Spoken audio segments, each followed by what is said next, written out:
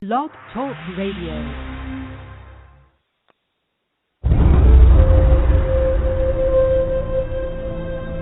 He is the last of his kind.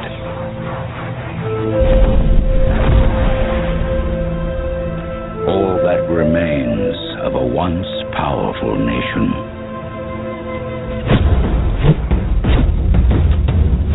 Some think he is a myth.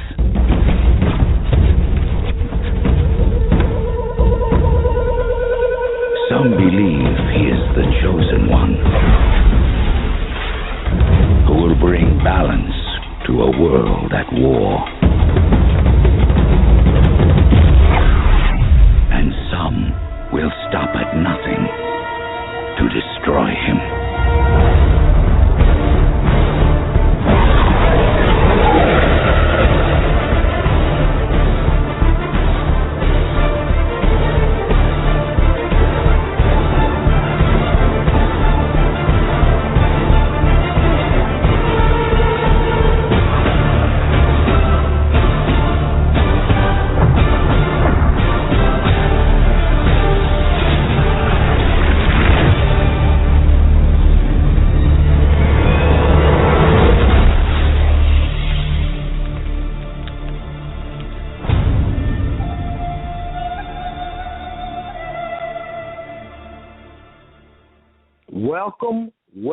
Welcome to Moorish Talk Live 100. I'm your host, Blackamoor. And this evening, our special guest will be Dr. Hendo Henderson, ad hoc judge of the World Court. Now, let me give you a little brief rundown on who he is for those new people who have not heard the broadcast part one. Dr. Hendo I.L. Henderson is an ad hoc judge of the World Court. He is a living descendant of King Henry of England, who was a Blackamoor, or a melanated individual, or a highly concentrated carbon-producing man. A lineage of the tribe of Judah. All tribes of Israel are Blackamoor, black, are melanin people. The history of Dr. Hendo I.L. Henderson, an ad hoc World Court judge, the King Henry of England.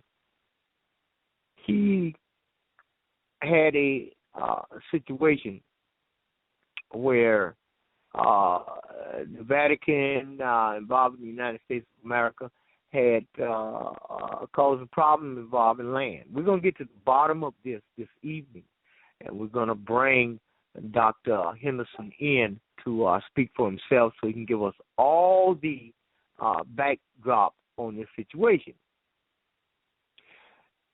The Vatican has its traitors inside King Henry's court, who ultimately betrayed him and infiltrated the throne. Now, we're talking about a very, very serious problem here.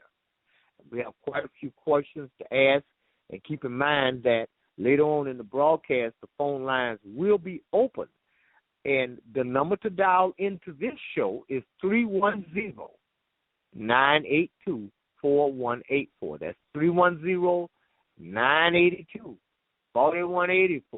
Press 1 on your phone, and that will give me an indication that you have something to say. I'll open up the phone line, and that'll let you in. But before we get started, I'm going to run the commercials, and when we come back, we are ready to go into, so hold on a second. Be right back. Okay, everybody, listen up.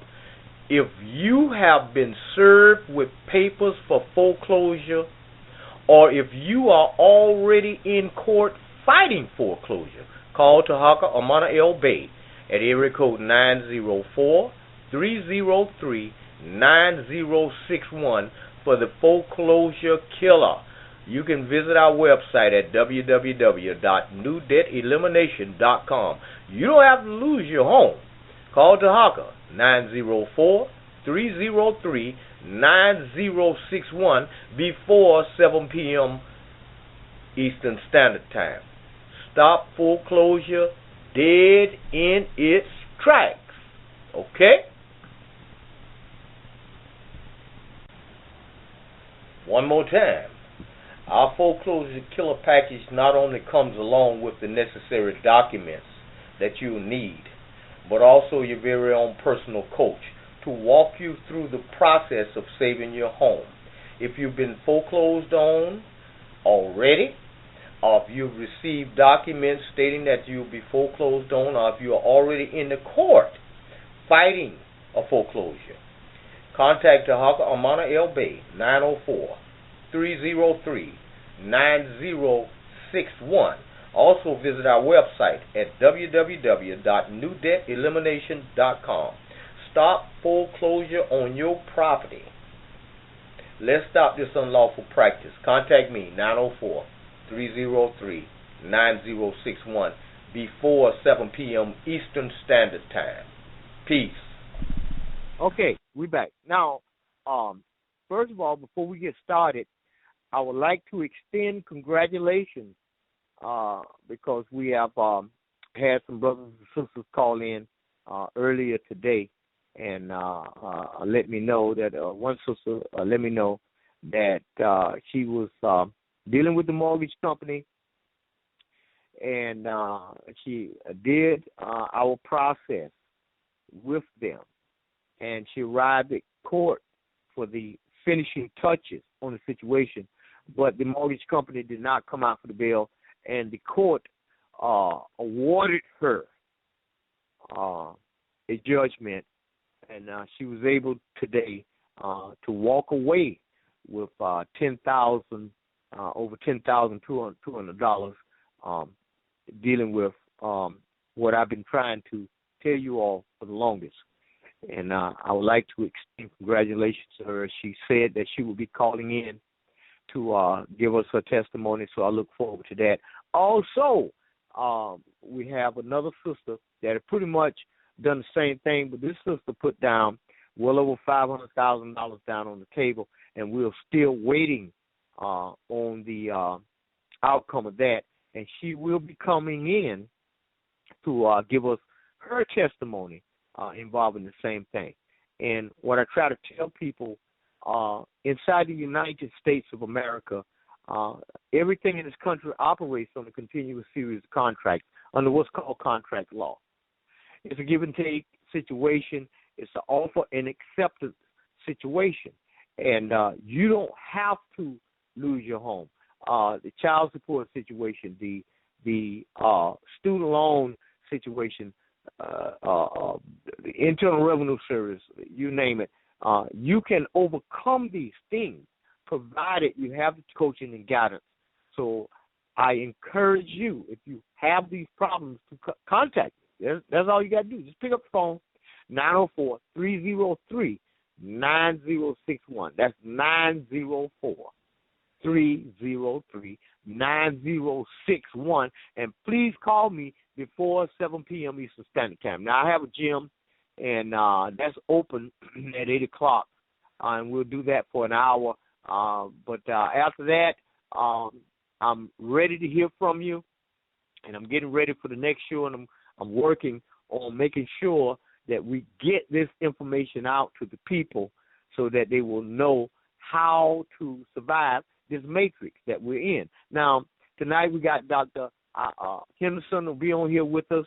Tomorrow night, make sure you mark it on your calendar, we will have the Irritated Genie. That'll be on the 13th, which is Wednesday night, tomorrow night. And we'll be doing some things with him. Also, on the 14th, Brother Taj Tariq Bey out of New York City, he will be with us. And, of course, we got some other people that have not gotten back with me so that I can log them into the calendar and we can fire these shows back to back to back. But this is what we have so far. Tomorrow night, the Irritated Genie. On the 14th, which is Thursday night, we have Taj Tariq Bey with us. And then Dr. Eileen Bey will be with us Sunday night on the 17th. So make sure that you be with us here so that you can hear this information on these 3 evenings. I have a complete listing of questions that I'm going to need to ask Dr. Henderson tonight, and it's a good idea if you get your paper and pencil handy so that we'll be able to walk away from this broadcast with some answered questions. Okay? Now, my guests haven't arrived yet. Tilly do, I'm going to run a little plug. Y'all pay very close attention. We're going to bring a legend in and hear what he got. The Romans, bunch of well-dressed thugs who could write well but couldn't think, who borrowed practically everything. They laughed at the Africans' concept of Christianity. The African was practicing and not giving it a name. This is why you don't know nothing about the African origins of Christianity.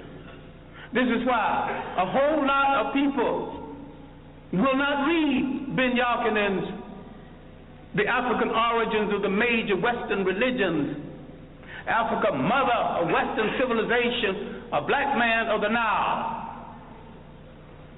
Because he's telling it like it is, but you also will not read white radicals who identified Africa as the origin of the great religions of the world, especially Alvin Boyd Kuhn in his work, Who is this King of Glory? And shout out the 3rd century. We have dealt with John Jackson, another radical black historian, with man, God, and civilization. We let some of our great scholars die in hunger, die wanting for friendship. Now, having devoted my greater portion of my life to scholarship and teaching and digging up information on African people and trying to make African people face reality, I have often said, a point that I wish you to consider, I didn't have to do it. I chose to do it, and if I had to do it over again, I would do it better. But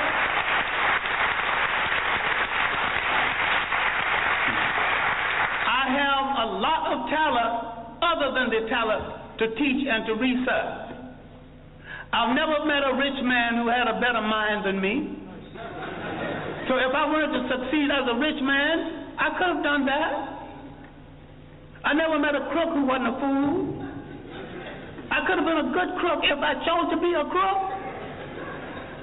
I chose to be a teacher of African history. I chose to look in the Bible where I couldn't find my people. I started looking for them in the world, and I didn't stop until I found them. And I know why they are left out of the Bible. I know why all the angels are white. You mean to tell me God is merciful, God is kind, and not one little brown or black angel sneaked into heaven? I ain't buying that. Now, the Bible that you get so dewy-eyed over is one of the greatest pieces of propaganda ever written. If you want to read the Bible, why don't you read the Bible one day and read Mein Kampf the next day and see the comparison? That's hard on your mind. Because you think if you don't have Christianity, Islam, or Judaism, you don't have to have spirituality. I've got more spirituality after I put all of them down. And I've got more religion after I put all of them down. All right, now let me conclude something that has no conclusion.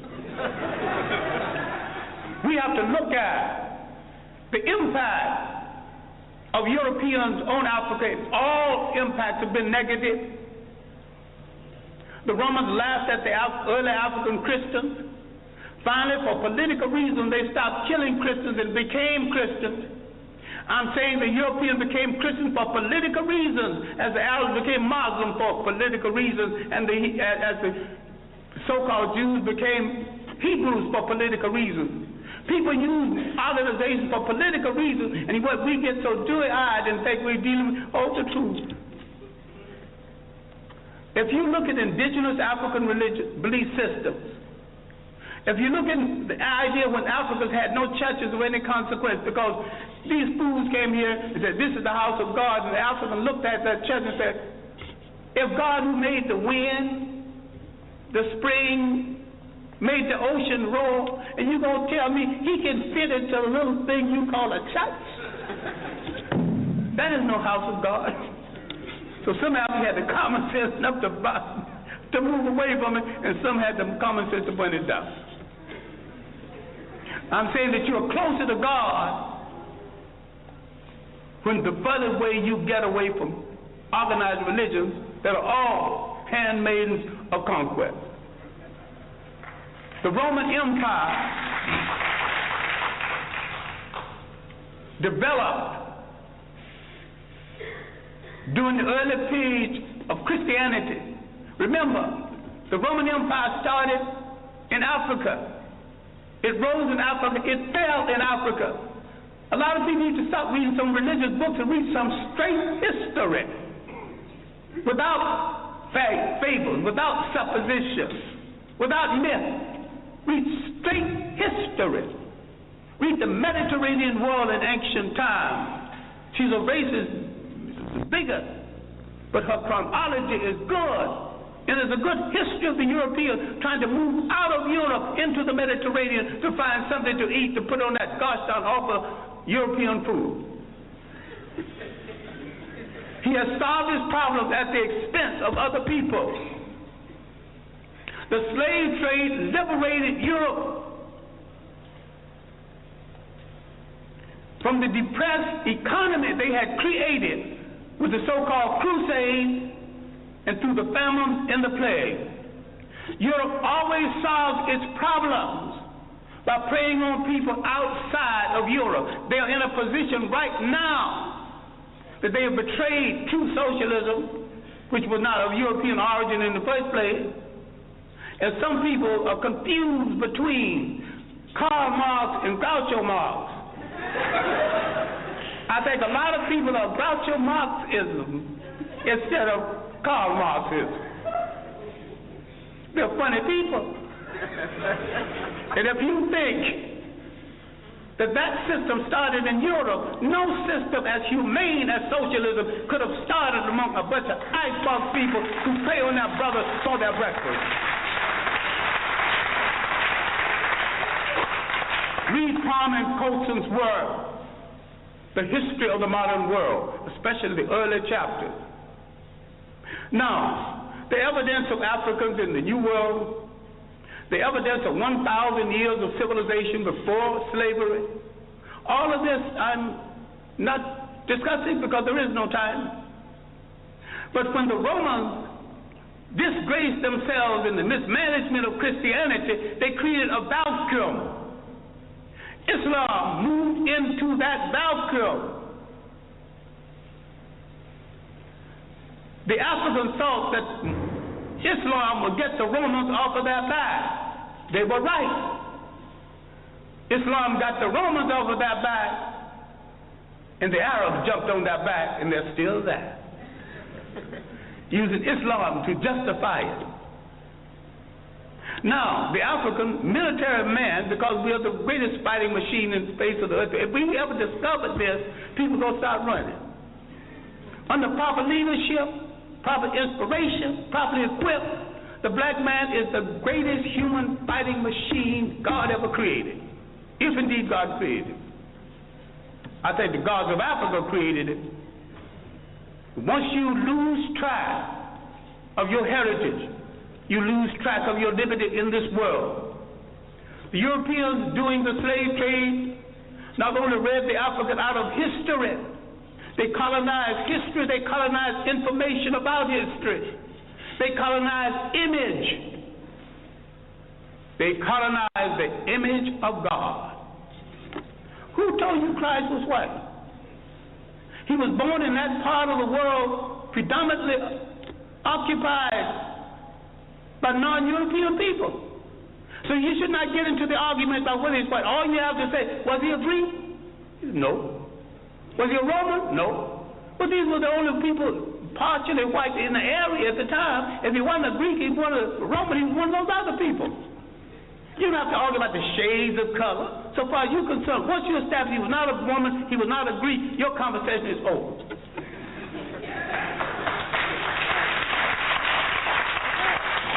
Now, if somebody else want to argue about his shade, well, that's their problem. Then if you got a problem with color, then you got a problem with your mother and your father.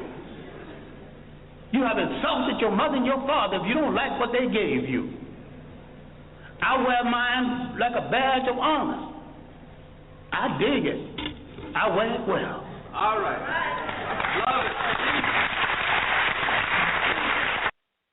Okay, Moses, we back. That is a very, very interesting piece brought to us by Dr. John Henry Clark, the legend, and I've studied a great deal of his works. And I look at life this way: when the sun go down, when a man is faced with something, the bottom line is he's going to have to make a decision on what he thinks and what he believes and which way he's going, right or left. And once he decides that this is the way I'm going based on what I know about the situation, that's it. That's just the bottom line. But nevertheless, it's time for us to get down into the broadcast. I'm going to open up the phone lines at area code 682. Last four numbers, 3333. Are you with us? 682. You're on the air. 682 is not on the air at this moment. All right. Now, the number to dial into this broadcast is 310-982-4184. Press 1 on your phone. That'll give me an indication that you have something to say. Open up the phone line so you can get in. Now, my question is, who are the Blackamoors? That's what I want to know. And then we have other questions coming behind that. Area code 470. You're on the air. Good evening, Brother Taka Bay. Good evening, brother. This is Hendo I.L. from Atlanta, Georgia. How you doing? Hey, I'm doing just fine, brother. What's on your mind? Oh, not much. I'm just glad to hear your voice this evening. You know, we were talking earlier. I was telling you about the what we're doing with the African Union, with the African Union, and bringing our people together and wanting to work with your organization. Yes. Well, tell us about that. Well, we just opened up our new website. It's au6.info. That's au6.info. Okay. And that site gives you a general information about what we're doing. Now, a lot of people aren't aware of it, but in 2012, the African Union designated those of us in the diaspora, and that's everybody who's not living on the continent of Africa, as the sixth region of Africa.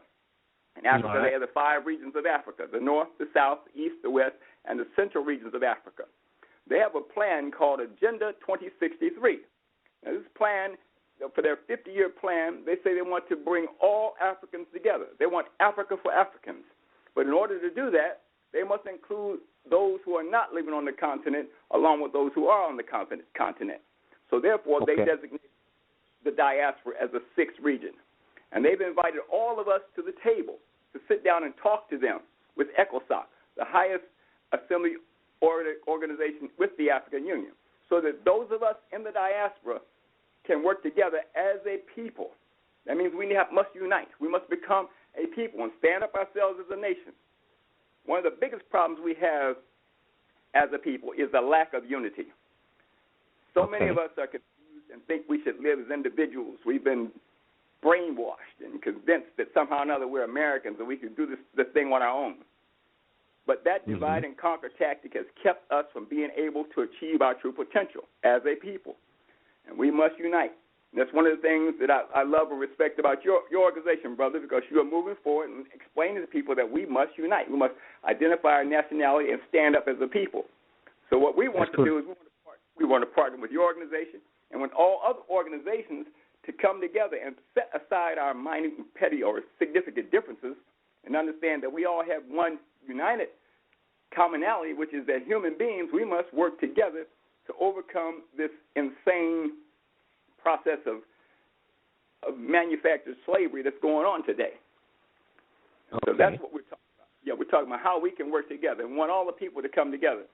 Now, this weekend, again, here in Atlanta, they're having a WADU, which a lot of people aren't aware. WADU means the World African Diaspora Union. Now, they're working with us. And they are part of this organization where we have people that have businesses and organizations or churches or schools or whatever. It's a way for them to partner with us from the perspective of being volunteers and saying that we are concerned about the growth and development of Africa, and we want to be a part of this. So that's the way that you can work with from that perspective. And we also have the skills database where we have scientists and engineers, mathematicians, we have builders, construction people, electricians, plumbers, and all those different skills. We have a database of them together as well. Now, a lot of people may not be aware, but we now have our own phone company. We're standing up our own phone company. So when you use your phone, you go to, instead of getting your service from T-Mobile or from AT&T or from Comcast or Metro or whatever it is, you can now get your phone service with a black phone company that has service all over the United States. Our phone company and ourselves. Now, we've done that. We're in the process. We're going to launch it next month. This Sunday, we're going to announce it to the world, but we'll actually be up and running next month. And if we're talking about being able to use our service, we're going to stand up My Brother's Keeper of Africa this Sunday. You know, Obama put up this program called My Brother's Keeper. And what it says is that he said we should be concerned about the growth and development of the African Americans in this country. The two biggest problems were systemic racism and the dysfunctional criminal justice system. So the My Brother's Keeper agenda says that we should make sure that the African American children are prepared to enter school. When they enter school, he said they should be a program called From Cradle to College to Career in a Crime-Free Environment. And there's money out there for that. So a lot of people think that when you wanted to make some kind of change in the school, you got to go to the school board. But this agenda allows us as individuals and as organizations to be able to affect changes in the school system without going directly to the school board. We can actually affect changes in how our students are growing. We can affect changes by putting up intervention programs to stop them from sending our children to jail for minor infractions of things. And all of that was a part of this program we're standing up, which allows you in any community in the country to stand up in your neighborhood, wherever you are. And we'll give you the paperwork. We'll explain to you all the details, just the way you do with your programs, where you explain to people how they can avoid foreclosure and things of that type. Well, we have a program similar to that that teaches the communities how they can get involved with their schools and make sure their children are properly trained. And we're not talking about and by going through the system where children are miseducated, but we're talking about where they can get the true education of our people, where we are, who we are, and understand the value of themselves as individuals. We need to teach them the self-esteem and the connection that we have to Mother Africa. So these are the kind of things that we're working with, and we want to get the word out. One of the most important things is that the African Union has set aside 20 seats for us, all of us in the diaspora. They've given us 20 seats, but we have to organize ourselves. Now, I know, Brother Bear, you are having your own plebiscite to identify the people so we can know who we are and where we are. Well, what we're doing is very similar to that, but what we're doing is we're standing up a vote so that people can actually vote to elect 20 representatives for our people who will represent us as a nation to go to ECOSOC and talk to the African Union. We're talking about being able to utilize our $1.1 trillion of revenue to invest in Africa as a people. You know, we can take our money and become a nation of ourselves. And a lot of people don't understand how we can do this, but it's possible and it's happening right now. And we're going to be on tour for 6 months. Yes, brother, I'm sorry, you had a question? Well, let me ask you something. Now, we right here in the United States, what can I profit investing in your program involving Africa? Because I know there's all types of investments. We got real estate, we got the stock market, and all this stuff is located on this continent. But what is the benefit to me if I decide to bypass that and invest in a program that you're talking about involving Africa? I'm asking you, what can I profit? Where can I profit? When can I profit? Why can I profit? Who says I can profit? And where can I profit? Those are all good questions. And it takes some time to explain that, so I'll go ahead and start like this. We have set up a network where we have our own banking system, the African American Commonwealth and Trust Bank, which is warehoused in Bermuda. Now, people are familiar with Bitcoin. They understand about electronic currencies. You know, if you want to do business, you have to have some type of commerce structure. You have to have a way of organizing and determining how you're going to interact with each other. And so we've set up that economic structure through our African dollar, which is, again, warehoused through Bermuda. It allows us to do business in the entire world. It allows us to do business in Africa through our exchange and our network. And our funds are opaque to the European monetary system. That means that if you have your money in our bank, the IRS can't touch it. It means if your money is in our bank, you can still go to Chase, you can still go to Wells Fargo, or you can go to Bank of America, and you can put your money in and you can draw it out. But the moment you put your money in that bank, it disappears from their eyes and goes into our network, so they can't touch it. Only thing they can do is give it to you when we ask for it. That's all. Now, in terms of what you can benefit, in this country today, in a black community, we generate, like I said before, $1.1 trillion in revenue. However, in our community, we only keep 2% of the money that we generate as a people. The businesses in our community, we only own 7% of the businesses in our community. If you go to the bank or you go to the mortgage company or you go anywhere and you try to get some money, they give you a run around, they tell you about your credit score and all these reasons why you can't get what you want. They give you a little bit of money, they charge you high interest rates, they do everything to impose restrictions on you. With our network, we have the ability to allocate funds to you before you can invest in major structures. Right now, we have a situation in Flint, Michigan, where they've destroyed that community.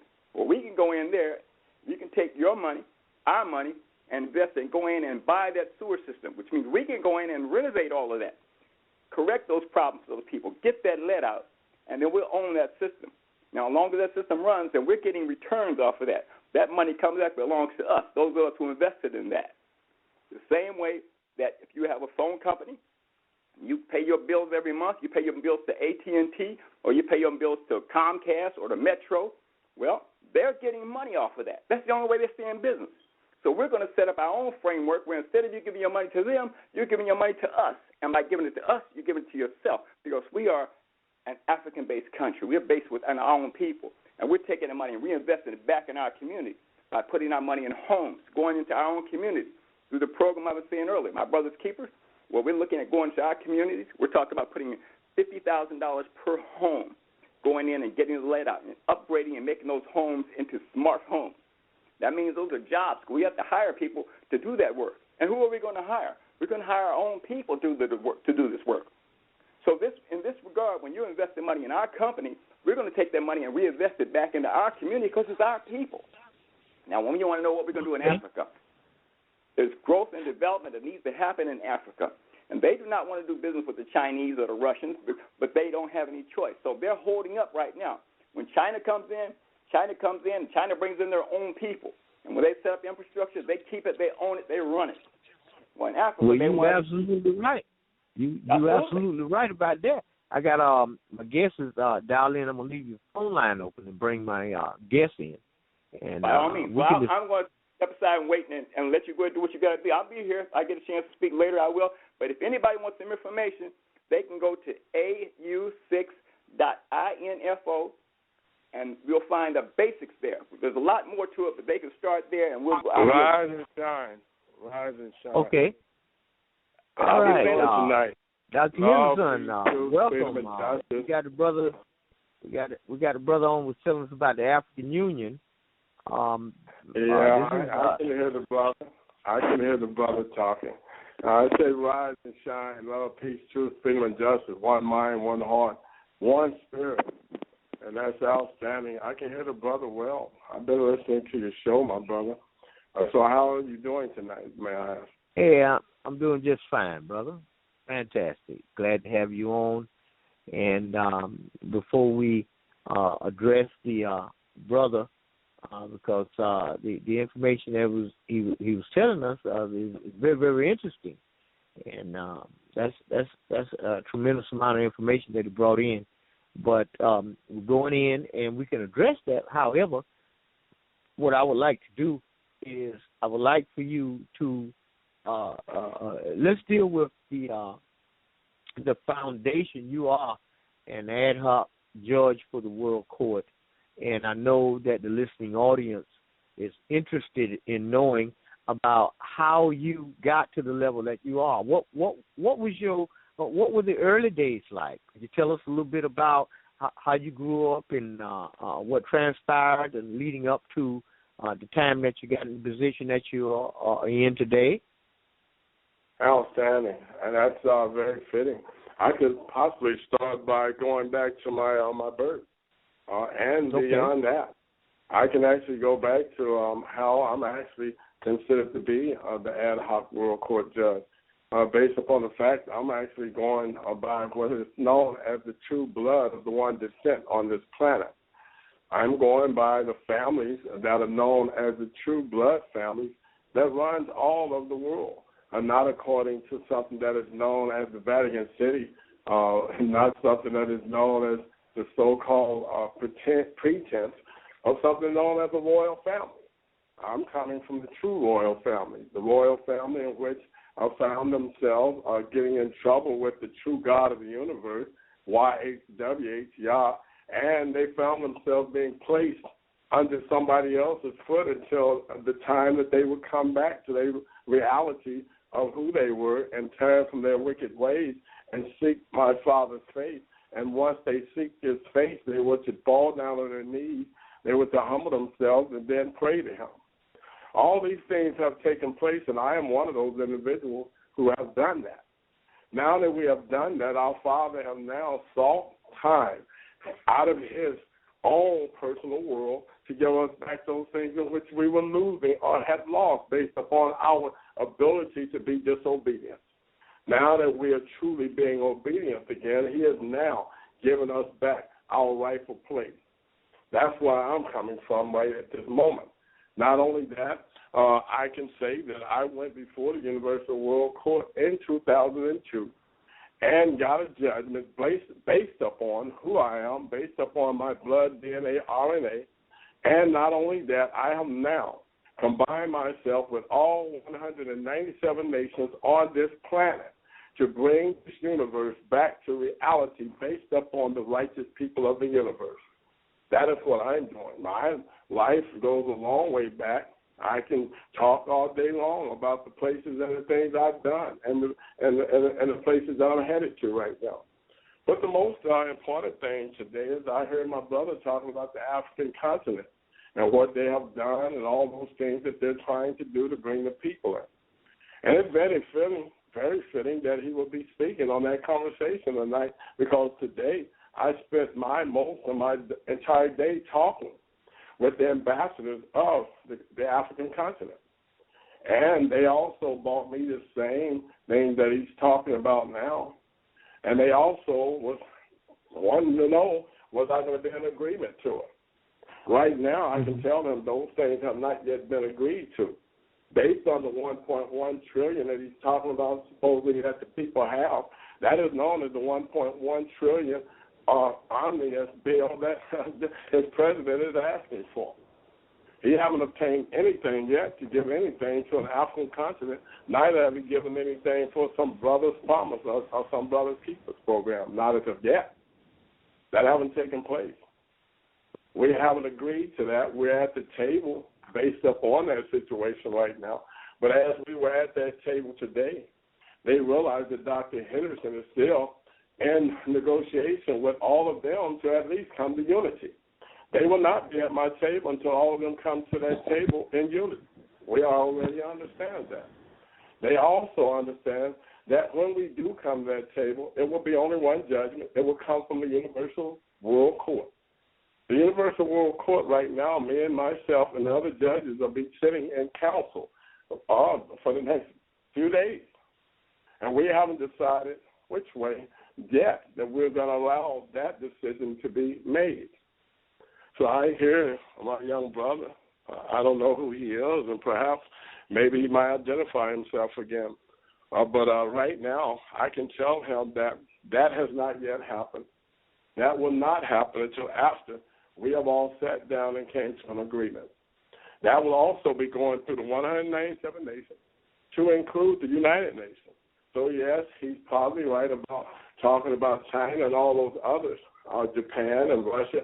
And right now they have no other, I would say, decision-making process unless they go through them. And that's based on the fact that those different nations are also a part of me.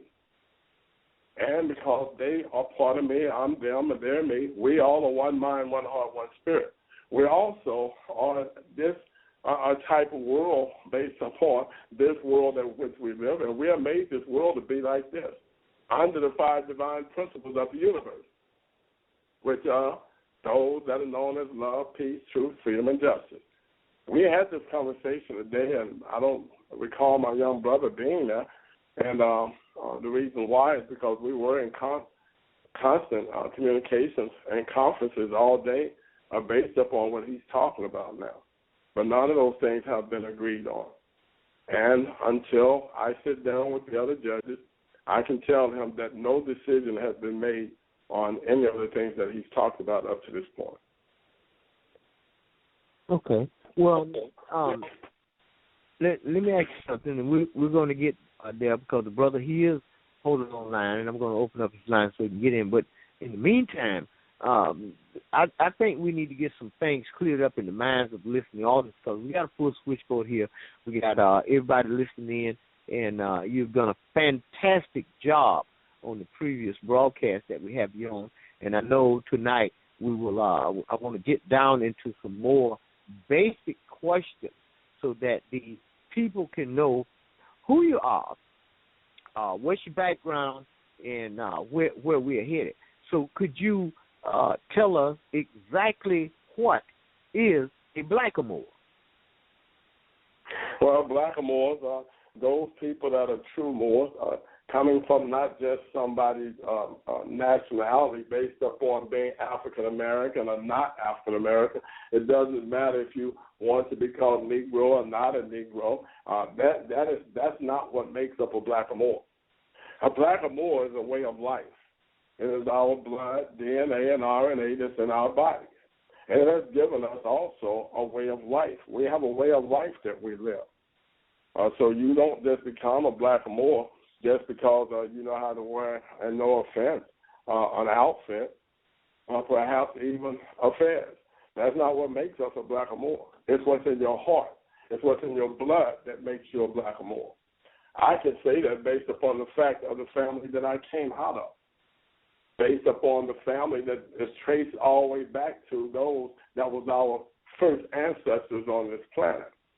You get that by checking your DNA and RNA. Yes, a lot of them need to understand that even before I was 5 years old, I knew who I was. I was chosen for what I'm doing right now, and I'm doing it. I was chosen from amongst all of my family to include all of the Blackamoors to do what I'm doing right now. That is to bring all of the people of this universe to something that is known as redemption. Redemption. And even though, yes, a lot of them have found a way to put it into their own religion, but they understand through their religion they must first do something that is called repent. After repentance, then comes the phase of redemption. That repentance calls for something that is known as indexing now on this planet. That means that every person must index himself. Based upon indexing, all that means is the individual is putting himself in a position where he will bring himself back in order. What order are we talking about? The order of the righteous life that was planned out to begin with on this planet. Righteous life. Notice I said the righteous life. We all know that we have done things that have brought us or even close to the line of being unrighteous, or it has taken us over on the other side of the line of unrighteousness. And now we must all bring ourselves back to this line and cross over on the side of righteousness. That is called indexing, putting one's life back in order. And to do that, yes, you have to go down to the only republic on this planet, which is the Republic of Texas. You go down there, you index yourself, and you will then be brought back to something that is known as repentance. From that phase, you will be back to something that is known as redemption. For those of you that have already placed yourself on the Esther Bathsheba Trust, those that understand that will understand that the Esther Bathsheba Trust is known as the Lamb Book of Life to all those that would be reading the Holy Bible. It is known as the Lamb Book of Life or the Book of Life. And yes, that book can be found in all the other Holy Scriptures and all of the other holy books, if we might deem them to be holy. History books, yes, they have it recorded as well. It is in the history book. And history also can be known as the law, L-A-W. For we should already know by now that that is the only exception to what they call the law, is historical facts. That is what everybody must come to realize, that at the Universal World Court, that is what we look at, historical facts. The historical facts will even override that which they call ignorance, which they say there's no exception to ignorance of the law. But at the same time, they forgot the historical facts override all of those things anyway. And that's what we're using. Now, a little bit about myself is that I am the one who has been chosen to redeem the whole entire universe. Not only was I chosen, I've already done that. In 2002, I went before the Universal World Court. I took them $875 billion to redeem every man on this planet that wanted to be redeemed. That was all $7.4 billion. I do believe that all of man wanted to be redeemed, and that is what I've done. In regards to that, since that time, numerous dollars have came up missing, like $750 billion, to bail out universal banks and banks, so they said, that was around the world. Since that time, I've asked for that return of those funds. It has not yet been returned, and thereby that's where your master sequester comes in at.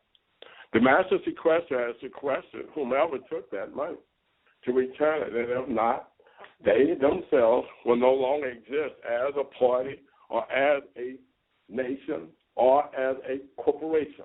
They will be then disbanded from the entire universe based upon a namesake and upon the ability to be able to obtain any assistance from any other nation. This is where we're at right now. Okay, so as everyone keeps giving credit to their president, that's fine. It doesn't bother us at all. But at the end of the day, he's not making any of those decisions right now. He has been given a directive. Those directives will be carried out in the manner in which they're being carried out now. So, again, I say, to the motherland, which is the African land, we hopefully and humbly respect you. But at the same time, you must respect your father as well. And you have to understand that this is the fatherland. And the fatherland is known as the land of Canaan. That is the land that I'm standing in right now speaking from, known to you as the United States of America, which has nothing to do with that name. It has everything to do with the initial people that were on this planet. The land of Canaan, the land of Canaan, the fatherland. And as I spoke to the African ambassadors today, I made sure I made that perfectly clear, and more than likely, they're probably listening to this call tonight. And they will say to you that this is exactly what Dr. Henderson said to us today. You must respect your father, and this is the fatherland. You can be the motherland as long as you want to be. That's fine. I would agree with that. But at the end of the day, there has never been a mother without a father, and this is the father. So I say to them with respect and humility and humbleness, you must come to the table. So the table has already been spread. It is known as the Feast of Yah, the Feast of the Lord, the Feast of God. And it has been spread at that table. You must now come to that table, sit down, humble yourself as a family member. Become united with the rest of the family in one mind, one heart, one spirit. And thereby, you will be able to also even be able to worship under your own vine and fig tree, based upon the 5 divine principles of the universe of love, peace, truth, freedom, and justice. Again, I pause, my brother, because There's so much that they would have to know about me, but I didn't come on here to sit down and talk about me. I came on to talk about the situations in which the world is going through right now and how to combat those situations, because I am at the top of combating those problems. And as we all sit down and commune together and be able to come into unity together, those problems are already solved. All we have to do is sit down and recognize.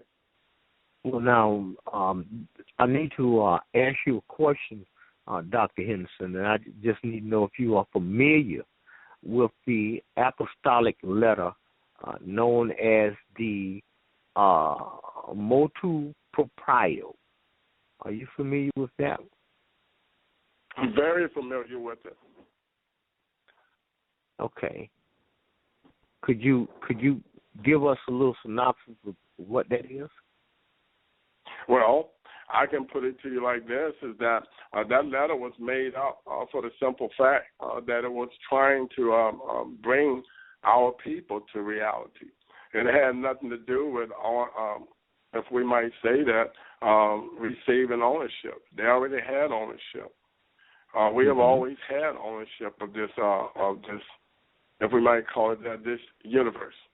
What has been happening is that we were placed into various positions, where each time we're placed that, we forget the fact that we're doing it for people, and man has started taking on himself to believe that he was put there to be king over the people rather than be a servant of the people. Okay. So now what we have done is we have amassed all the letters back together, whether they be those things that we call peace and friendship, whether we call them the 805 Trust, whether we call them St. Peter's Trust. All of those trusts, all of those things, all of those mandates have now came back to being one mandate. It is known as the master sequestration. Okay, that's fantastic.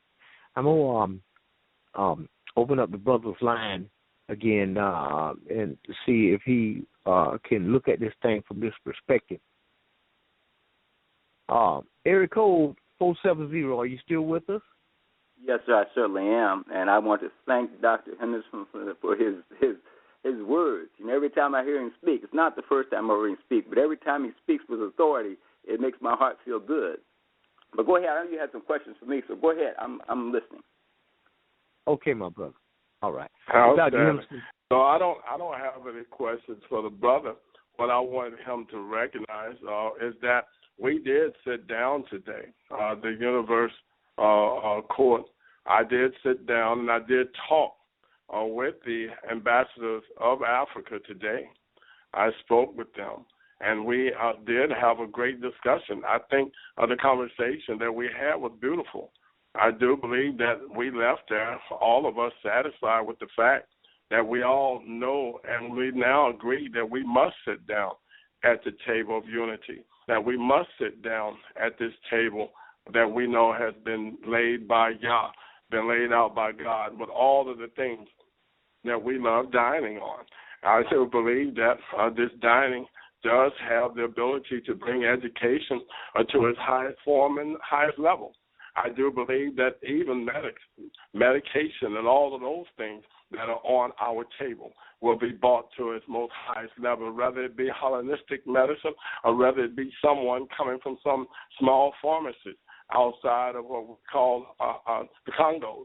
But at the same time, we have all agreed that these delicacies that are placed upon the table, this feast in which we will be feasting upon, coming straight from Yah, it will be used for the purpose in which it was placed on the table for.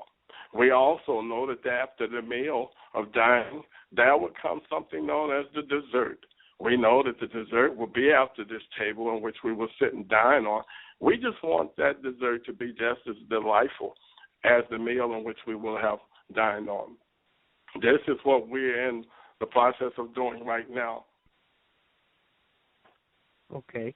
Well, Dr. Henderson, I found out after all the years that I have been doing, acting as a host on an online radio broadcast that the people, they function better with simplicity. That's why I asked you to give us some background information on yourself, and I know that you're trying to get straight to the point and stuff of that nature, but there are still questions unanswered in the minds of the people because everybody is not as savvy as the rest of us, and they're put at ease, and it helps them go on to the next stage and actually make the move when we can get certain basic questions answered in the minds of the listeners. So I set up some questions and stuff that I'd like to ask you from your own personal position, because I know we're going to get into the trust and we're going to get into how it's benefit us and all that stuff. But my question to you, and it's just one man to another man, could you tell us, in your opinion, who and what is God? Outstanding. I love that. Since you asked that, then perhaps maybe I might have to tell you about where I was born and how I was born. I come from the Deep South. On my birth certificate, you will find the fact that on it does not have an address. I was born to a man by the name of Isaac.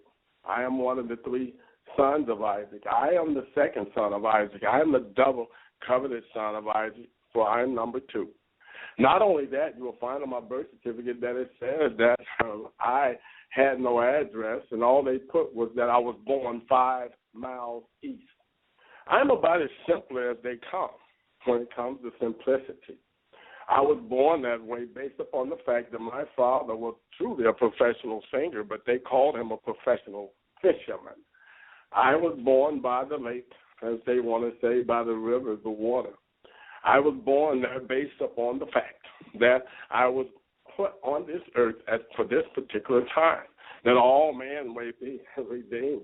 I'm also known to be the one that will tell the whole entire universe I am a nobody, trying to tell everybody about somebody who can save anybody. No, I'm not asking anyone to go to church with me. I'm telling them to take this journey with me on this planet in which my Father has created. My Father is the ruler. He is the maker. He is the creator of all things, yes, and he owns everything. He owns this earth, everything that is within it, all that is beneath it, all that is around it, and all that is above it. It belongs to my Father. So when I say these simple things about myself, I could go on and on and on writing those things to man. But at the same time, they must come to reality for themselves. I would say this to those that are still in doubt. Seek him while he still may be found. Knock, the door shall be open. Ask, and ye shall be given. Seek, again I say, and he may be found. The reason I'm saying these things to you is because now is the time that one must choose it. He will either choose a truth or a lie, or he will either be able to choose life or death. There is no in between. This is what's going on with what's going on now. Well, this is what's going on. You so mentioned my life is very simple. So God, do you want me to tell you who God is? God is Yah, YHWH. God is an energy that has placed himself as an energy on this world. For we already know that God is love. God is love. And that love became just a single word to mankind. And that word became flesh, and it dwelled among us. It is still dwelling among us to this day. I can also tell you that God is something that we all know. We all want to find a way for one man to call himself God. We want to. But at the same time, it's not about that man. It's about the way he lives. It's about the way he treats others, not giving them lip service, but heart service. Not only giving them heart service, but he must show that true heart service by the works of his hands. That means he must do what he says he's going to do. He must act the way he says he's going to act. He must believe in those things that he says he believes in. He cannot give you one story and live another one. Yes. What am I talking about? If you're going to set someone free, all you have to do is give them the truth according to your own writings and your own books. It says, for if you give the man truth, truth shall set him free. Once he receives that truth will only set him free, but he shall be free, and free indeed. As I speak, yes, for that spirit. And those of them who hear me should hear me speaking for that spirit. But I ask them the question. I know who I am, but who do you say I am? They should hear the words clearly and understand where they came from. And if they deem themselves to know where it came from, and they will have confirmed that those words are true, then they should already know who I am. Okay. Well, now, I have another question for you. You've done a fantastic job in explaining that to us. But I'm trying to alleviate the questions, basic questions in the minds of my listeners that be on the broadcast on a regular basis. My next question is, in your opinion, and just one man to another, in your opinion, people of African descent intermarry, procreate with other people on the earth that are not of African descent, in your opinion? In my opinion, I have to say this. I know people keep referring to colors as being of African descent. If you go to Southern or Southern Africa, you don't find that many dark-skinned Africans there. So I'm pretty sure that those Africans will probably tell you themselves that they see nothing wrong with mixing and mingling in their colors. But they will also tell you that they're not trying to marry outside of Africa. So we're saying that at the same time, I would say to you that if I had to deem one that wants to marry outside of the African continent, I would tell him it would probably be fine for him. Me, I don't necessarily think I have to do that, based upon the fact that I am still in the land of Canaan. I'm still in the land of Canaan. And I know for a fact that the African trade did bring a lot of the African women, if I might say that, to America. But at the same time, it was not necessary for me to mingle or to marry one of them based on the fact that the melanation that was already in the United States, in the land of Canaan, that was possible for me to mix and mingle with. The trust that is established, how do we people inside the United States benefit from the trust that has been established? I know you had spoke earlier in part one of the broadcast about the lawsuit against the Vatican and won and stuff, but how do we benefit, and exactly what is it that the people will receive as a result of attaching themselves to this trust and following your instructions about indexing and stuff like that? What do they stand to profit? How do they benefit from that? I love the question. Maybe I should start by what they don't benefit from. But let me go ahead and answer your question in the way you asked it, my dear brother.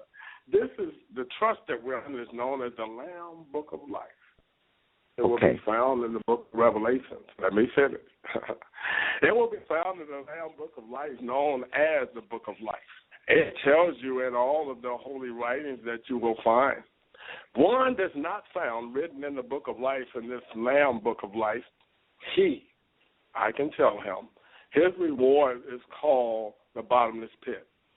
For everyone that is not found written in the Lamb Book of Life, he will be cast into a lake of fire, along with the false prophet, which is known as the Pope, the Queen, which is known as Elizabeth, which also will be accompanied by one known as Lucifer, the devil. If they're not found written in the Lamb Book of Life, which is known as the Esther Bathsheba Trust, That is what everyone will gain. And I'm pretty sure by now they know if that's what they have to gain and not to be cast into the lake of fire, they understand if they're cast into the lake of fire, they will be spinning around in a bottomless pit for everlasting death rather than everlasting life. That is what they have to benefit from, being attached to this trust. Okay. Now, we're going to say that we did come and we joined the trust and we signed up and we indexed and all this. How does that function in our day-to-day life? After we have done that, we came to Texas and done that, we left and got in the car and we're driving back home. How will that manifest in our lives? What would stand to benefit as a result of doing that? You're already benefiting from it, believe it or not, my brother, because I'm pretty sure that you've already indexed. One of the things that you will be also receiving is new identification cards, new identity, in other words. You'll also be receiving travel documents, which will allow you to do what my brother from the African continent was talking about, receiving dual citizenship from one of the other nations, which will give you dual citizenship to be of two nations. Not only that, you'll also be given an addition to something that is known along with your identifications, along with your passport, something that is known as driving privileges that now you don't truly have. You will also be receiving that. There's a host of other things that you will be receiving as a benefit. It's called the wealth of life. And if you do not receive these things, you will live in poverty, but that poverty will not be on this planet. That's a fact. Okay. Well, what is the science of the Blackamoors? What science did they participate in? Are you familiar with the 9 code? I am, and again, I say to you, my brother, these are the things that now we have even went beyond that. We have even talked to the Moors nations, and believe it or not, the Moors nations had the Moors Science Nation on that today. They were on the conference call with us. We already know that we're beyond the classroom of talking about who's the Moors and how did the Moors come about. We're beyond that already. Right now, if anyone's out there that's still in doubt who he is, I tell them get prepared. He's going to be taking something that is known as a DNA and RNA test. That is going to tell him if he is or if he's not. But right now, I'm trying to educate people that may just even be Canaanites. Would be a waste of their time to find out that they found themselves being DNA and RNA tested and find out that they're Canaanites. It's not going to do them any good to know about all of the Moorish lifestyle or the Moorish history or the Moorish science. And I do respectfully to all of the past historians that we have had, to include John Hinckley, to include even our John Hope, which was our John Hope Franklin. I do respect all of them. But at the same time, this is more than a history class that we're giving right now. This is a universal world spiritual class. This is what man needs to come to now, is reality of spirit. Who is the true people of the true God of the universe? Not what their fathers was like. Remember, even the Holy Scriptures have told them there will come a time when man will put away those old fables and those old customs of his fathers, and if he didn't, it was told to him that he would be annihilated for that. These are the things that now man must come to acknowledgement of. He must put away all those old fables, those old customs that got his father in trouble. This is what he must do. And then he must really get down on his knees and humble himself and seek my Father.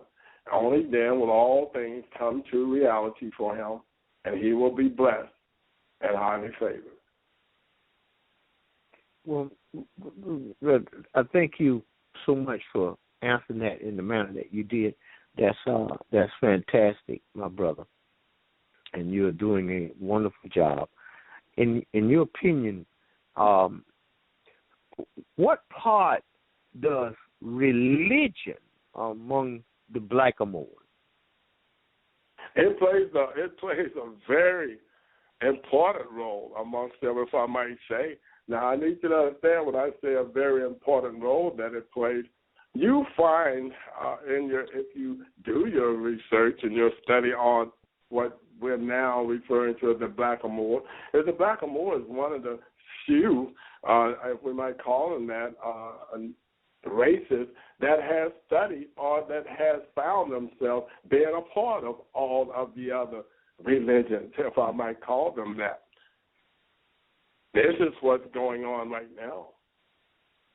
All of the nations that's around us, you are not going to find as many people in those nations that has had their lives wrapped up in as many religions as you will find in a place that you call the United States of America.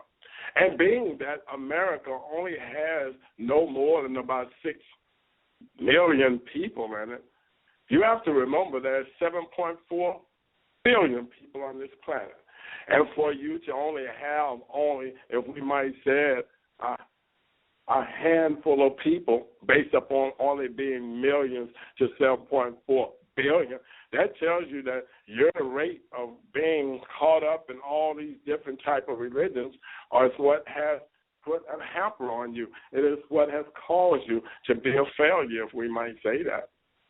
So I would say, and this is my opinion, once these people that are in this land of Canaan, that when they came to this land, and when I say came, they were already here in the land based upon the fact that they were brought here by God. They were told not to practice the ways of the people that was in this land. They was told to destroy all the Canaanites out of this land. They did not do that. Those Canaanites still remain in this land to this day. Not only that, they was told that do not study their ways, neither follow any of their laws. So now that we found the time, and I say we, to have done everything that we were told not to do by Yah Allah. Yah being God, Allah being the all God. Because we did not listen and obey and was not obedient, that is why we have been subject to everything that we have went through. And now, as I said when I first opened up to talk to you, is that we are now back from all of that. We are now humbling ourselves. We are now, we're doing a lot of study. We're truly finding out who we are, where we came from. And we're also finding out where we're at and where we're headed. And that brings us back to all of the people that we know of our Blackamoors, that they have told us we must know ourselves. You must know yourself. And to know yourself is not for you to start wandering off into somebody's, if I might say it, lost woods of trying to read a bunch of books. But you now must dig deep down into the forest which is in your heart, the one that will bring you out to reality, to yes, you are Blackamoor, but it is a way of life. And until you start putting these things into action, it doesn't matter how many books you can read. It doesn't matter how many teachers you can teach, but it will be in your heart and you must live it. For, as the blind man once said, I would rather see a sermon any day than hear one. That is me. I want to see it. I want to see someone doing what I see some of the Moors now that comes down the index. They're living everything. They're living the love, peace, truth, freedom, and justice. They're living the one mind, one heart, one spirit. They're not just trying to read about it in a book. They're not trying to find or discover some new plan or some new author that talked about it. They're living it in their everyday life. And this is much more important than studying about it. And that's living about it. Okay. Well, now, my next question is certainly a classic. And this is just for your own personal opinion. In your opinion, when will Jesus Christ return to this earth, or is that a fiction, in your opinion? Are you asking me, is Jesus a fiction? No, I'm asking you, when will he return to this earth, is that a fiction, the fact that he would return to serve? In your opinion, do you believe? My opinion, this is my opinion, and I do believe that if it serves everyone right, I would say to you to read the book. And based upon that, we're using a name based upon a spirit. As I said again, I think religion is probably about the worst thing that one could get caught up in. I'll be honest with you. Because religion, again, as I've said in many talks I've done before, I think religious people are those people that are afraid to go to hell. I think spiritual people are those people who have been to hell and do not want to go back. So based upon that, I have to agree with that. Based upon the fact that people keep using this name Jesus, that is not a Hebrew name. Neither is it a Blackamoor name. Not is it a name that one would have had. Perhaps it was the name of a ship which brought some Africans over from Africa, but we wasn't leaving Africa coming over here. So we didn't even get to ride on Jesus' back, if you might call it that. Right. But it's only a name. But if we're talking about the man that we call Yehoshua Mashiach, if you're talking about the man whom they refer to as Yeshua, then yes, he's real. He is not a fiction, and he is back. He is back and live and talking. He is speaking. You have to be the one to be listening to him and know that he is back. You also have to be able to put a true picture on him now. Remember, he says that when I come, you will know me. You will also know me by the works of my hands. Not only would you know me by the works of my hands, I will come, and I will come to redeem all mankind. I will not only come to redeem them, but I will come bearing the truth. He wasn't talking about the truth that he had no women in his life prior to being here before. He was talking about the truth of the things which had been hidden. He also made the statement that no man will light a candle and place it under a bushel and expect for it not to be seen or that it wouldn't shine out.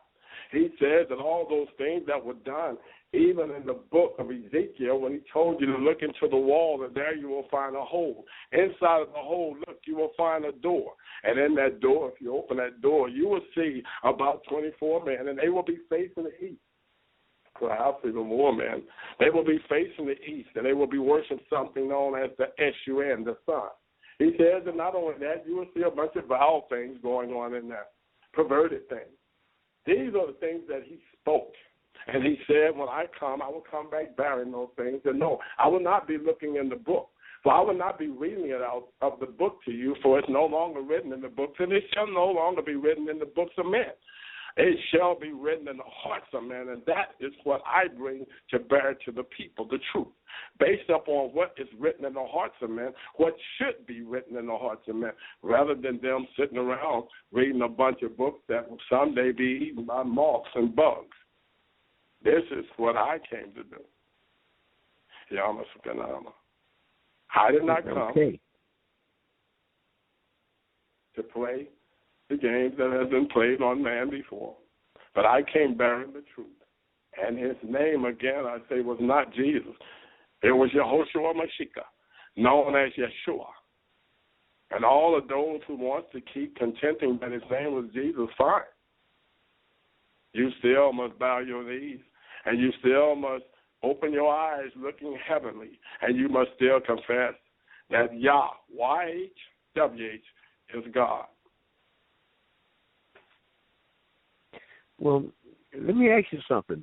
Now, astrology, astronomy, and numerology, did that play a part in the lives of the Blackamoors in this hemisphere in Africa? It did.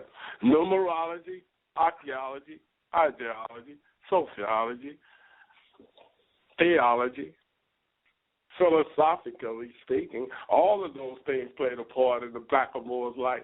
Because without them, the Blackamoor wouldn't even exist. I can go on in theology when people ask me, what is my doctrine in? Yeah, I tell them it was known as theology, but I actually studied ology, period.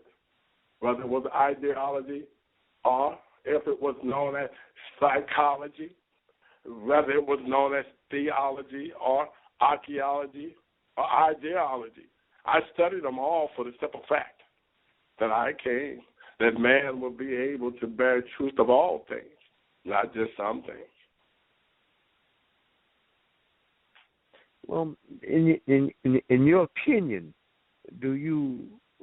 what is it that we people inside the United States of African descent, the descendants of Blackamoors, the descendants of Moors, the carbon or melanin producing people, what is it that we need to be concentrating on right now in 2016? Love. They must first concentrate on love. They have lost the ability to even love themselves. And because they have left their first love, all of the other things, all of the charity, all the humble charity that they could present to the world, all of the things that they can do, whether it's preach the best sermons, whether it be singing the best songs, whether it even be spitting out the greatest raps, they have still done something that has been vowed to my Father, and that is that they have left their first love. They have left the love of Yah, God Almighty. They have left that, and until they come back to that love first, then and only then will they be able to love themselves. And when they get to these two things, which will sound something like this: love thy God with all thy heart and have no other God before him. And second, love thy neighbor as thyself. Once they get back to those two golden rules, and I do believe this is what they need to be concentrating on first, then all else things will be added unto them to include eternal life. Okay, my brother. I like to stay. We are an hour and 35 minutes into the broadcast, and now is the time to open up the phone lines and see if anybody have a question or comment for my guest. The number to dial in is 310-982-4184. Press 1 on your phone. That will give me an indication that you have something to say. I can open up the phone line so you can get in. Now, Dr. Henderson, for those people who have studied the Bible, I've read it from cover to cover 7 times during my lifetime and done research on it. But for the listening audience, can you, in your own personality, describe to us exactly what is the Holy Ghost? Could you tell us what that is? The Holy Ghost, I can tell you, the Holy Spirit is known as something called the Shekinah glory, which is a feminine glory, if we might call it that, Shekinah glory. That's a feminine glory. Mm-hmm. Now the Holy Ghost is a masculine spirit, if we might call it that. And that one, it says that you will know it by its voice. It will speak, and the entire universe will be able to hear it and know it. It says even the sheep will know its voice, and they too, they will answer. That is what the Holy Ghost is. Okay. All right. So we're talking about a born indwelling spiritualism minus religion. Am I right in assuming that's what you're saying? That's correct. It is one that has been left here. If you go back and you have read the Holy Scriptures, you will find one that was known as Yeshua, Yehoshua Mashiach. I know that you called it the name Jesus, but I could tell you that he also gave you a very indication of what it meant as well. He says, for I am going away. For if I don't go away, then he cannot come. He says, but as I go away, he will come, and I will leave him as a helper, and he shall be known as the Holy Ghost. Wow. Okay. It's in the book. So he's not here, as you say. So thereby, listen to the voice. because now he again has come, and he will say to you that I and he, we are one, and we witness of each other. He is known as the Holy Spirit. Okay, now so, you've answered tremendously, and I think it's time now for us to. I have two questions to you. What does nationalism mean, and how can we, as people of African descent, benefit from that? Because what I'm trying to get to is the connectedness into what you're doing into the minds and everyday lives of the people. So nationalism, and my next question would be involving a government. So could you give us your take on nationalism? Nationalism? Mm-hmm. Nationalism, in all actuality, was something that I do believe that one that was called El Shabazz. I think he began to go into something that he was calling nationalism just before his demise. But I do believe what he was trying to do was bring internationalism, is what he was really calling for. I think he was trying to bring all nationalities and all races under one umbrella. I do not know what umbrella he was using at the time, but I do still believe that that umbrella should have been and is now known as love, peace, truth, freedom, and justice. That is the umbrella in which we all stand upon. I do believe that what holds that umbrella up, if we might say it has a handle, is a handle of one mind, one heart, one spirit. While I'm talking, I do want to bring your attention to something that says, that which we have revealed to thee of the book is the truth, confirming what was revealed before it. For God is assuredly, with respect to his servants, well acquainted and fully observant. Then we have given the book for inheritance to such of our servants as we have chosen. But there are among them some who wrong their own souls, some who follow a middle course, and some who are, by God's lead, foremost in good deeds. That is the highest grace. Gardens of eternity will they enter. Therein will they be adorned with bracelets and gold and pearls, and their garments there will be of silk. And they will say, Praise be to God, who have removed from us all sorrow. For our Lord is indeed often forgiven, ready to appreciate service. Yes, I do say these words in truth. I can tell you that around the next, if we might call it that, ayat, you will find them talking about fire and hell, which will be determined for those who do not abide by that. That was not taken from the Holy Bible, who all of those that think that I only know the Holy Bible, that was taken from the Quran, the Holy Quran. Well, I've been doing some research here lately on time and the Gregorian calendar versus the ancient civilizations' time that they were using, which was dealing with vibrations and frequencies. What is your take on time? Have you all studied that? You know I don't do numbers. I can. My take on time, as I said, the reason I don't do numbers and I don't like doing them is because it does bring us to time.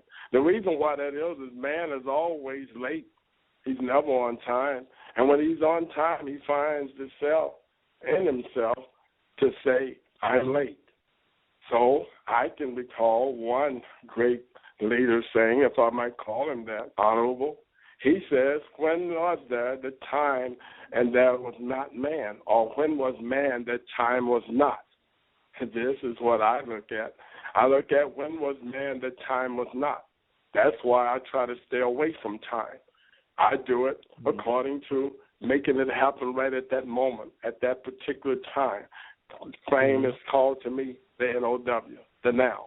That is why we even changed the fact that they were talking about the New World Order, and we call it the New Order of the World. It is the order in which everybody now is placing themselves in something that is known as indexing to put their lives back in order. This is called the now, the N-O-W. Remember, my Father can deal with the now and the now after. He is the beginning and the end. But for me, I am to work now while it is still day. For when night cometh, no man can work it. This is what I see about time. Okay. That's only my opinion. All right. Well, that's a great answer, and I certainly appreciate that. And I'm definitely going to be having you back on again with us in the future, Dr. Henderson, because you have you go into great detail and explain things to the people. And as a radio show host, what I have to do and am forced to do is to ask the questions that will satisfy the minds of the people, or at least get them into a position to think that they can do the research on to come to a conclusion. And that is what I do. It doesn't have anything to do with one man trying to be smarter than another man, and none of this foolishness. We don't have time for that. And I do respect that of you too, my brother. If I might quickly say I respect it of you, I know exactly what you have to do. I would say to you, that's exactly why I do what I do, because I've come to be the Redeemer of all mankind. So what I do is no reflection upon any man. There's no reflection to make man look smarter or even less smarter than myself. What I bring the truth of my Father, and then that's where I have to bring it and leave it. And then I allow every man to examine his own heart. I allow every man to search his own mind. I allow every man to either come to me with love, peace, truth, freedom, and justice, one mind, one heart, and one spirit. I have no other way of doing that but to go through my Father, which is Yah, Allah, God, all God. And with doing that, I respect what you're doing, my beloved brother. Okay, well, I thank you so much for that, Dr. Henderson.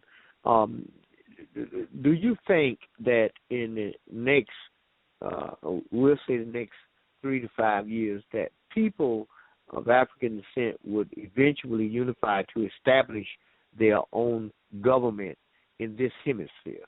Do you foresee such a thing happening? I do foresee that in the next 3 years, and I want to again make myself perfectly clear. I see that for the people of African descent, but I, myself, I'm not of African descent. For I know for a fact that I did not come from Africa. They came from me. I started the Africans in being who they are. I am not from the African descent. I say again, the African descent is from who I am.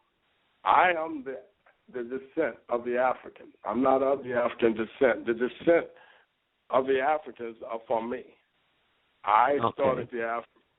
So no reason I'm saying that is not to be offensive. I just remember that I came that all truth may be told and that we may bear the truth. That is what I'm doing. And that has been a total misconception of the whole entire universe to this point. So somehow it got lost along the way, my brother, that they keep calling us of African descent, and it's the other way around. African are the descent of us. We are the land of Canaan.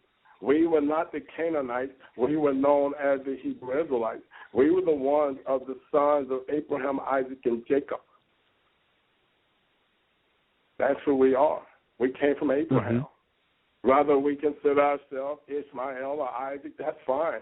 We still came from our father, which was Abraham. And that is who I am. Okay. Well, now, let me ask you this. Now, I know that we have Africa, and I know that we have a tremendous amount of artifacts, pyramids, you name it, in this hemisphere. But in fact, more here than any other place on the planet. So, what part do you think the works of J.A. Rogers, when he wrote about nature knows no color line, what happened there when the Moors occupied Europe? Do you have any information on that? I have a lot of information on that, and I can tell you the occupation of Europe by what we call the Moors. That's who started Europe. Europe didn't have Caucasian people there. They didn't have these people that we now call Caucasoids. They were not there in Europe. Those people that were in Europe, again, were melanated people. They were known as Moor people based upon their melanations and their skins and in their hearts. That is who they were. When they left the land of Europe, which was known as the land of once you take off the E, you have UR, leave off the OPE, because that was, I guess, that's other people's entry rather than other people's property. It was only UR. That land is the land that Abraham came from, the land of And he was sitting in an area which now has been separated, but you have to remember, this was a mass area once upon a time. And only until Noah came about was the land separated. So everybody keeps talking as if though you had to get on a boat or catch an airplane to get to these lands, and it was not so. All those lands were in one place. I repeat, all those lands were in one place, even though it took 11 days' journeys, sometimes 30 days' journeys, sometimes 3 days' journeys. Those people took those journeys, and they did not have to fly. Neither did they have to worry about boarding a big giant ship and get there, because the land was vast enough that they could just about travel by camel or either horseback to where they was headed. This is what the world of people must come back to reality and realize, and stop reading so many books about the continent being separated, because they have not yet read the book of Noah when the lands were separated. And until they do that, they will be lost.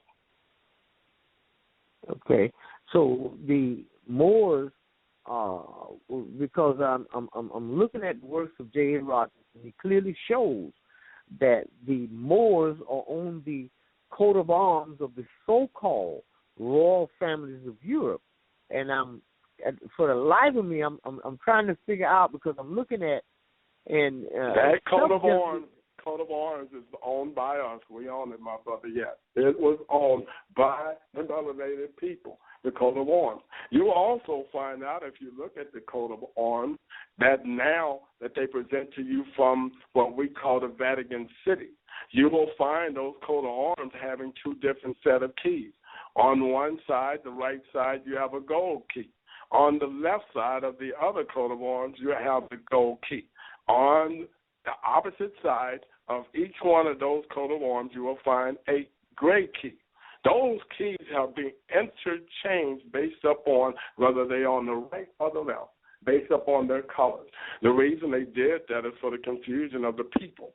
So sometimes, even when you're receiving something that they come or they tell you that it came from the royal house, you are best check to see what color those keys are and what side they're on. You might just be getting the royal coat of arms, or you might be getting what is known as the Vatican City's coat of arms. One of them also have the hanging tassels of red. The other one has a single hanging tassel of gold. Check it out for yourself. That may be a greater research and study for you. Well, what is this business about the European popes of Rome? How is it possible for these people to occupy that city and pronounce themselves as being in between God and man? How did that come about? What is this Pope business? Well, and believe it or not, they had one that they used to call Black Pope. And the Black Pope, he was just that. He was melanated. And he himself found himself being like most of the Black Popes today, if I might call themselves that. They're still marching around on somebody's pulpit screaming and hollering about something that they really don't know, neither can they feel it, but they say they can. And they also say they know it, but they don't. So this is what was happening then. And you had those melanated men back then who classified themselves as being kings, but at the same time, they wasn't even doing the work of a servant. How can you be a king and you cannot do the work of a servant? For everybody knows that if one should even desire to be master, he must first be the servant of all. And because they found themselves trying to be kings over all rather than serving all, they found themselves right where we're at now. This is what we must, as a mankind, get out of. We must come back from that. Dr. Henderson is not classifying himself a king. I'm classifying myself as a servant of all people on this planet. That is why I went before the Universal Court, which that's the name of it now. Before it was called International Court. I went there to redeem 7.4 billion people on this planet. I went to serve all mankind. I went to be a servant. I went there as a representative for all mankind. I am still, to this day, only a servant. I am a representative of all mankind. And when I say all mankind, I'm talking about righteous, the righteous of mankind. That is why I come to do what I'm doing today. Okay. Now, if you have this knowledge concerning the coats of arms of Europe and what transpired there, I'm pretty sure that you've run across information concerning Princess Europa. Could you give us some insight on what you know about what happened involving Princess Europa? Well, I can tell you that all of those names, my brother, the name that you're using now has also been changed several times. You might want to do that research. Her name has been changed several times. Several times. And it has nothing to do with that name.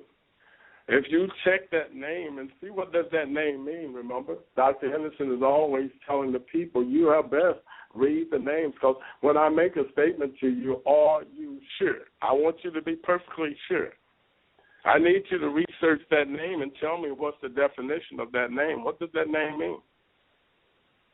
And then you'll find out why they changed that name. But it's not about a name. Again, it's about a way of life. It's about the true people.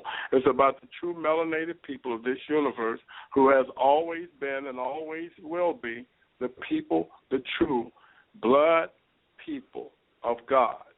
And everyone knows who they are. They're not trying to do a Bible code. They're not trying to send a bunch of students down. I've been there.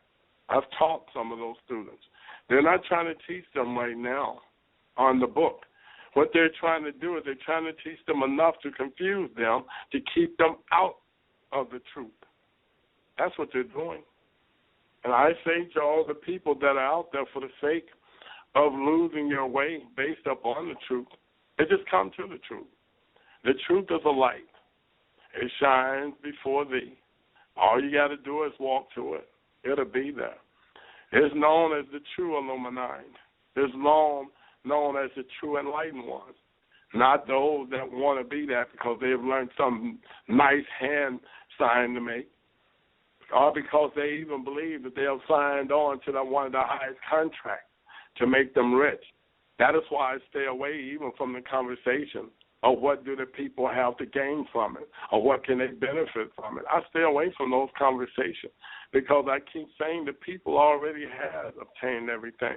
When they wake up and realize that we people, we have chose that we were created equal and that we were endowed by this creator that we know to be Yah Allah, God. We were chose by him to be equal with all of his creation. We were chose that we done this based upon looking for one thing on this planet, and that was life, liberty, and the pursuit of happiness. That was those things that bound us together based upon the 5 divine principles of this universe: love, peace, truth, freedom, and justice. It also put us in a 3 bind, a real tight one that could not be broken. This tie cannot be broken, and that is being of one mind, one heart, and one spirit. When we find the time to do that, all of those names in which they have given us, that has also been tainted. That's why I'm staying away from those names, because I want you to do your research again, my brother. And I want you to tell me what does that name mean the next time we talk, because that name was changed. Okay. It was changed. You know, I got somebody with their hand raised. I'm open up the phone line to area code 510, and I'll bring them in. 510, you're on the air. Hello, how you doing? My name is Kevin Woodruff. Hey, Kevin, come on in. We hear you loud and clear. Yes, I just want to ask a question so I can get a little clarification on indexing, the purpose for indexing. Okay. Dr. Henderson?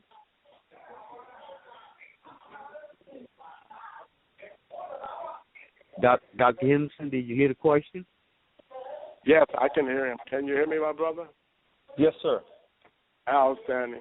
Indexing is you being able to put your entire life back online. Right now, you're under something that is known as the 50c3. Your life right now is totally out of order based on the fact that 50c3 does not exist anymore. So that means that you are going to be lost into time, or you'll be lost in system. And to get back into the system and into the proper system, the only system that is operating is the 501c4. And the way that you must get back into that, you must index yourself. That means that you must come and put your whole entire life back into order. We're doing that by way of identification. You do that by way of your old birth certificate. You're doing that by way of your old Social Security number or card if you have it. You can do that by way of marriage license or whichever that you have, state ID card. All of these things will get you back into this life in which now you don't have one. Remember, under the old system, you were deemed dead, and that's why you have no rights to do anything. So now, under the 501c4, you will be given all those rights back based upon indexing, putting your life back in order, saying, hey, I am my own sovereign person. I am my own sovereign individual. I was created by Yah, by God Almighty, and I am putting myself on the map that I am alive and not dead anymore. That's called redemption. That is called us shedding our blood for you to make sure that you have been resurrected. Thank you. That's very enlightening. Okay, well, we appreciate you for calling in, brother. Thank you, sir. All right. Okay, Dr. Henderson, I'm going to area code 469. 469, you are on the air. Okay, we got a lot of background noise. We got to get rid of the background noise. Oh, wow. Okay, ladies and gentlemen, if you have a question or comment for our guest, dial the number 310-982-4184, and I'll open up the phone line so you can get in. And please watch out for the background noise, okay? 310-982-4184. 982-4184. And I'll open up the phone line so you can get in. Dr. Henderson, I certainly appreciate you bringing to the table the information that you are giving us, and I'm sure the listening audience is becoming very, very enlightened. And I would like to say to them, the chat room is open. If you have questions there, you can put it in the chat room. If you're going to dial into the broadcast, it's 310-982-4184. But we're going to continue on to the close of the broadcast. Now, Dr. Henderson, can you tell us, give us the story again about, because we got a lot of new listeners here. I mean, the switchboard is lit up, that may not have heard what happened involving the Vatican and the lawsuit. Could you give us that information? Outstanding. And believe it or not, my brother, this lawsuit that took place, it's all over the internet. I'm pretty sure your listeners have already read about it. The lawsuit that was brought before the Universal World Court was one that was based upon all of the people on the universe, all of the people.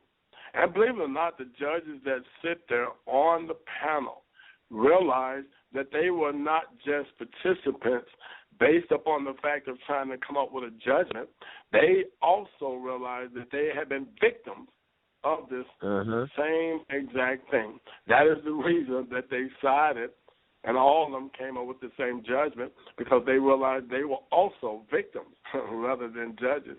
They were also victims of something that had been cruelly done to them by this Vatican City for 800 years, my brother. It's not hard for people to understand it. Right now, most people are still questioning it based upon the fact they want to know how it was done. What I tell to them is reap the benefit. It's already been done. Most of them are trying to learn how can they bring a lawsuit of that such nature and win it too. And I tell them, you don't have to. It's already been done. All you got to do is do what the 197 other nations have done. Join the lawsuit. Because now, even if you try it, it will be contested. It was not contested back then. And because it was never contested, it became law. If you try that now, they will contest you. It will not work. Just be happy.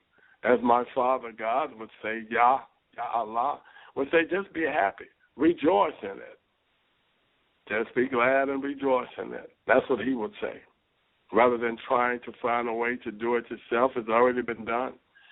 And you will only put yourself in more misery than now to receive the wealth and the benefits of it, and live and eat and drink and be merry. Okay. Well, we got another caller with the hand raised at area code 470. I'm going to open up the line here. This is the Hendo I.L. I'm still on the call here, and I just wanted to thank Dr. Henderson for his dissertation tonight. As I said, whenever he speaks, it always inspires me. But I do want to say about in terms of what we're doing here in Atlanta and moving forward, based on what he said about us organizing and as a people. We're still organizing here in America. I hear what he's saying about us not being of African descent, and I've had a question about that because, we are, being an American, I see our brothers and sisters of color here, and we don't have the same characteristics that our African brothers and sisters do. I mean, we're similar, but the differences are the texture of our hair, the shape of our foreheads, the other features that are systemically ours in America versus the way they are on the African continent. So I understand what he's saying about that, and I have to wrap my head around that. But even so, in terms of us here in America organizing as a people, I still see that as an important part of our growth and development. So what do you think about, in terms of what I'm doing with this work of organizing our people behind a common banner, for us here in this country, still to engage with Africa, but still organizing here in this country to organize our people as one? And I think that's very beautiful, brother, and I want to commend you on that. I want to commend you to the extent of when you get back with me, if you can, at some later date. I want to be able to talk to you in full extent based upon the fact even the ambassadors of Africa today was that we were speaking on this very nature of it. And what I told them is what I've said tonight. You can assure yourself that I let them know just as you recognize the different texture and even in the different texture of our skin. They came from here. We didn't come from there. The African trade was just what it was. They traded 2 of us for 1 of them. And sometimes they traded 4 of them for just 1 of us, based upon the fact they were getting people who was over here that was building pyramids and stuff, such as way down in a place called Monroe, Louisiana. So they was getting knowledge from us, and they were getting what we call bronze work and strength from them. That is how we became an African trade. It had nothing to do with taking a bunch of black folks from there to here or taking any melanated people from there to here. It was from them trading some highly intelligent ones for some that was slightly unintelligent, but at the same time they had brutal strength. This is the true African trade, and I say this even to the Africans that sit at the table with no offense.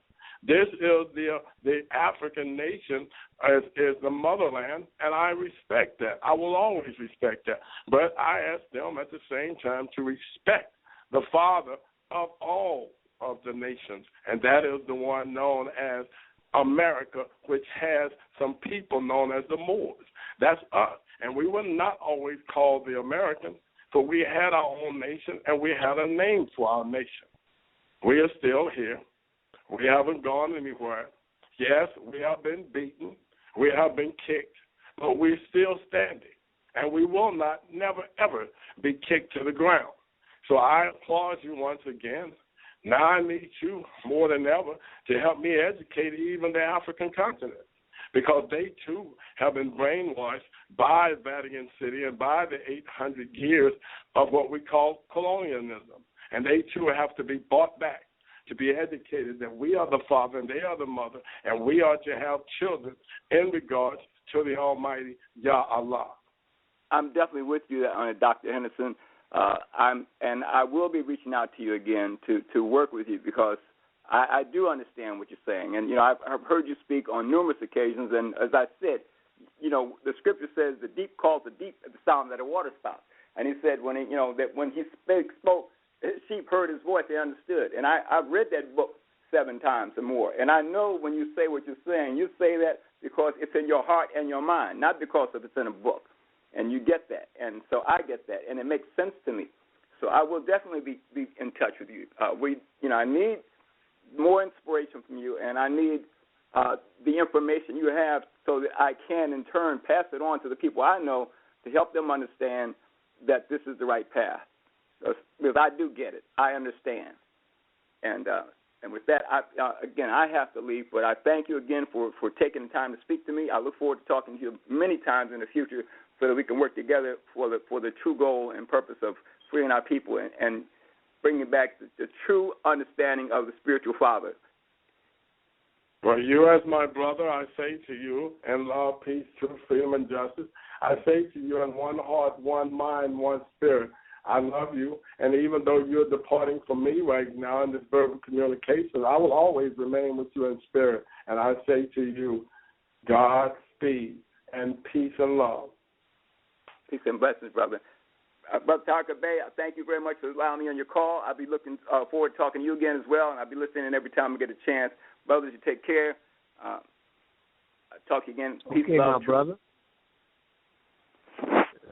I certainly appreciate you dialing in, man, and we will talk. Thank you. Okay. Dr. Henderson, as we're moving along, don't forget, ladies and gentlemen, now's the time. We have Dr. Hendo Henderson on the line. If you got a question or comment, now's the time to talk to the brother, ad hoc judge from the World Code. He's right here, right now, 310-982-4184. Don't miss this opportunity to ask your question now, and then when tomorrow comes, you say, I should have asked him this. No, it'd be too late. He'd be gone going back to work. So now's the time. If you got a question or comment, now's the time to ask your question. Dr. Henderson, I'm curious. When we're talking about suing the Vatican, did they try to put up a fight? How did it go? Was there any shouting going on in there? It's just like everything else, my dear beloved brother. When one such as myself do something, they take it as a joke. Okay. They take it as a joke. It's a joke to them for one person to try to do something. They're just like most of the people that are out there. They believe that one man cannot make a difference. But I know there's many of us out there that know that one man can make a difference. Even if we look to that one man who everybody now seems to be confused about what his name is, that they still believe the story that one man came and died for a bunch of people. And at the same time, they believe that he got up on the third day with all power in his hand. These same people still today believe that no one man can truly make a difference. Now they know better. Now they know that one man, not only did he die on the cross, not only did he die and lay in somebody else's tomb that was barred, but they do know that he got up on that 23rd day with all power in his hand. They do know that now. Now it's just the words that I must say to them, as he said, no one knows that hour and time. Yes, not even the angels in heaven. But he also told them what the Father knows, so does the Son. Now I tell them, now that reality has become a fact of your life, that what the Father knows, so does the Son. I say, welcome to reality. Well, when you were dealing with them in the lawsuit, did you have to bring it up? How did that go? Yes, I did give them a lot of history. I even told them who I was and where I came from. I even explained to them how I received everything that I had. I also told them exactly who they were and how they were connected to me. Yes, that is why I'm standing and doing what I'm doing right now, because they did not disagree with me. For the matter of fact, just to the contrary, they all agreed with me. Only one of them out of 15 did not agree with me. I can tell you that one that did not agree with me, he was not from the United States. Even the one that was from the United States agreed with me as well. Okay, now the oddball, what was his defense? What was he jumping up and shouting about? He had no defense, but you have to remember. No, he didn't. But I mean, what was he trying to say? No, let me help you out, brother. And I know that you have a radio show, and I love these days. I love these times here. I need you to understand that there were 15 of them, and 14 decided that it would be right. That one that did not go along is just like, you have to remember, that was once upon a time 13 men traveling together. And I still do believe that one of them found himself headed to a field bursting wide open, because of his love of something known as 30 pieces of silver. Yeah. Okay. And that one found himself doing the exact same thing, but he is no longer needed anyway.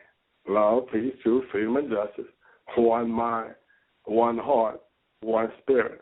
So his thought, in which he was thinking, no one else was thinking with him. Now he's thinking all by himself. Was he angry? He was not angry, my brother. He was just like most of them. He was confused. Okay. He was confused. He wasn't sure what to go with. He himself had been lost. He himself truly believed that he had come from an era who was supposedly the people that was of the true blood of the one descent. he was truly under the impression that he had came from the family of God. Now, he knows by majority of votes that if he is, he will find himself coming back to the rest of the fold to be one of the children of God, or he will remain where he's at in the field, waiting to burst wide open. Okay. In other words, make it simple and plain, because, you know, Dr. Henderson likes to make it simple and plain. He will be considered one of the ones that has denied my father. He is also will be one of the ones that would have sold my father out. He will be considered a Judas, never to be heard of again. Okay. Now, we are in the number 9 cycle. I know you don't do numbers, but I deal with the numbers, and I check the science involved in math and stuff, because I am a scientist. I'm not a religious person, but I deal with what I can put on the table that matches proof. And I know we are in this cycle of time. Brother Talk, did you just say you was a scientist? Well, I deal with science. I'm only saying that, and I don't want you to take it wrong. I'm just. Yes, Dr. Henderson finds time, too, for a little bit of humor. But I need you to understand that the scientists were known as Illuminati during the time of the Vatican City. Well, that's who the Illuminati were. They were known as the scientists. They were known as Illuminati, I repeat. That's what they were. They were scientists. I have to agree. You know what? So I have to agree. I'm just saying, so you be reminded while being a scientist that you too must come to reality that now our Father is who he say he is, or he wouldn't be doing what he's doing now. Well, I have to agree, because I looked at today. When I was putting together the ad, and I was in the section where I had to get the photograph to upload to the show on Blog Talk, and I got the pictures from your website. I got my pictures, you know, to bring a steady flow. So for those people who are listening to the show on the internet, the photographs will hold their attention. But what I ran across is the golden spiral. It was a photograph that had been taken inside the Vatican from way up top of this winding staircase. And when I seen that, I said, oh, y'all have been knowing this science for a long time. And this thing is in every living thing on the planet. Plant life, animal life, DNA inside the human body.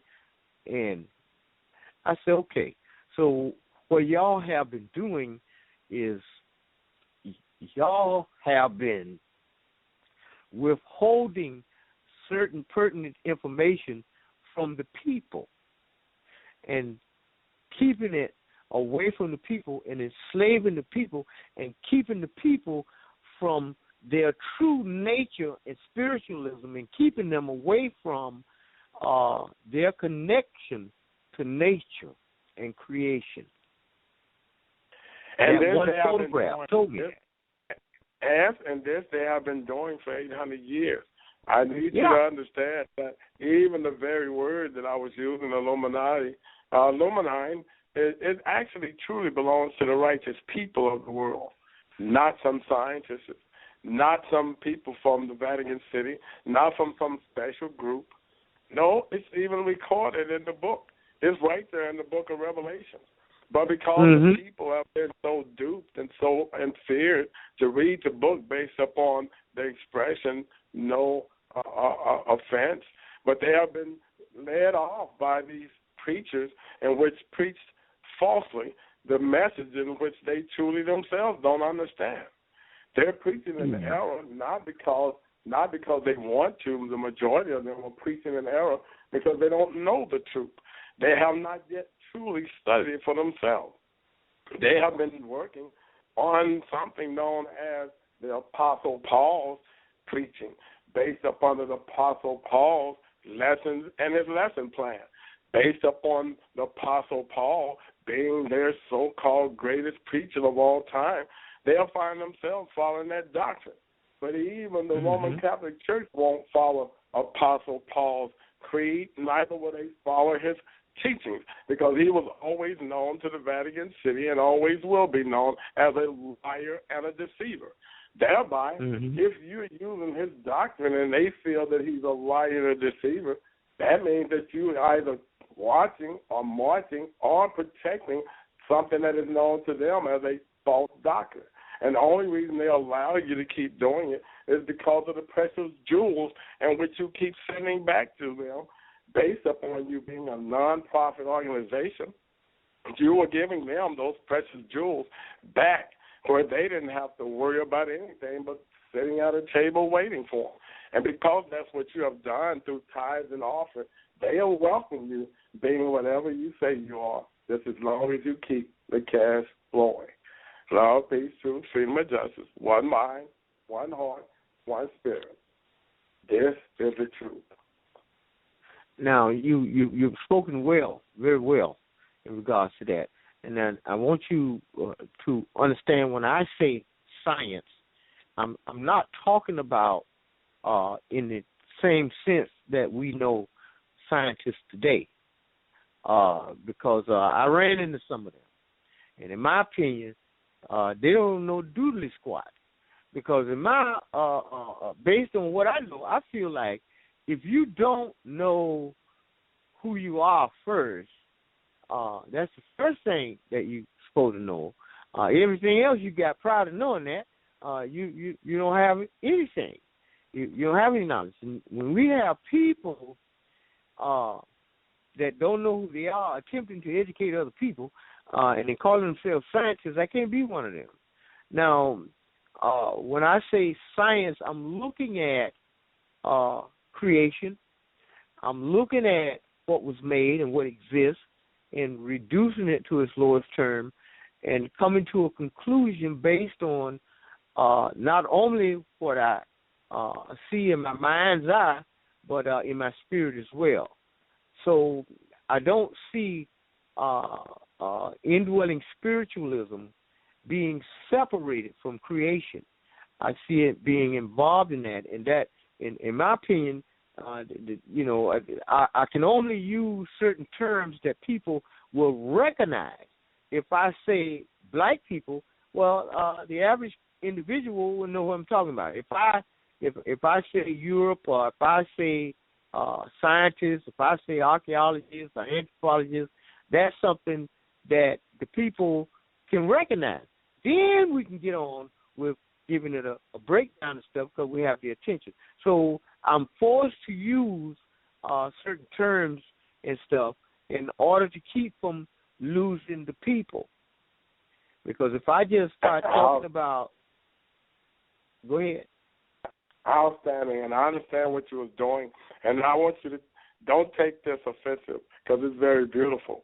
I want you to understand, though, instead of relating to scientists for me, I relate more, and this is Dr. Henderson in his most simplistic form, I relate more to one that is known as Dora, because I see Dora as being more important and more, if I might say, explanatory, or able to explain herself better than talking to me about an Illuminati or scientist. Because I just see Dora, as the young baby does, as an explorer. And I would rather explore things in that manner to come to the truth than try to be an Illuminati or a scientist, which never comes to a conclusion that all it takes is you to follow one dot to the other one, and you'll still find your way back to the house. Love, peace, truth, freedom, and justice. One mind, one heart, and one spirit. Well, in your opinion, Dr. Henderson, what is it going into 2016, what is it that you think we need, that we need to be concentrating on accomplishing in 2016 in order to survive inside this country? Outstanding, and that's a beautiful question. And I know that we all are there already. As I said earlier when I was asked the question, again I say we have to come back to the word love. We have to come back to the action love. We have to begin now to love one another as we were also loved by our Father. We have to also love our Father as He saw fit to love us and place us on this universe. Now, with knowing that, there's a lot of things that the melanated people need to do.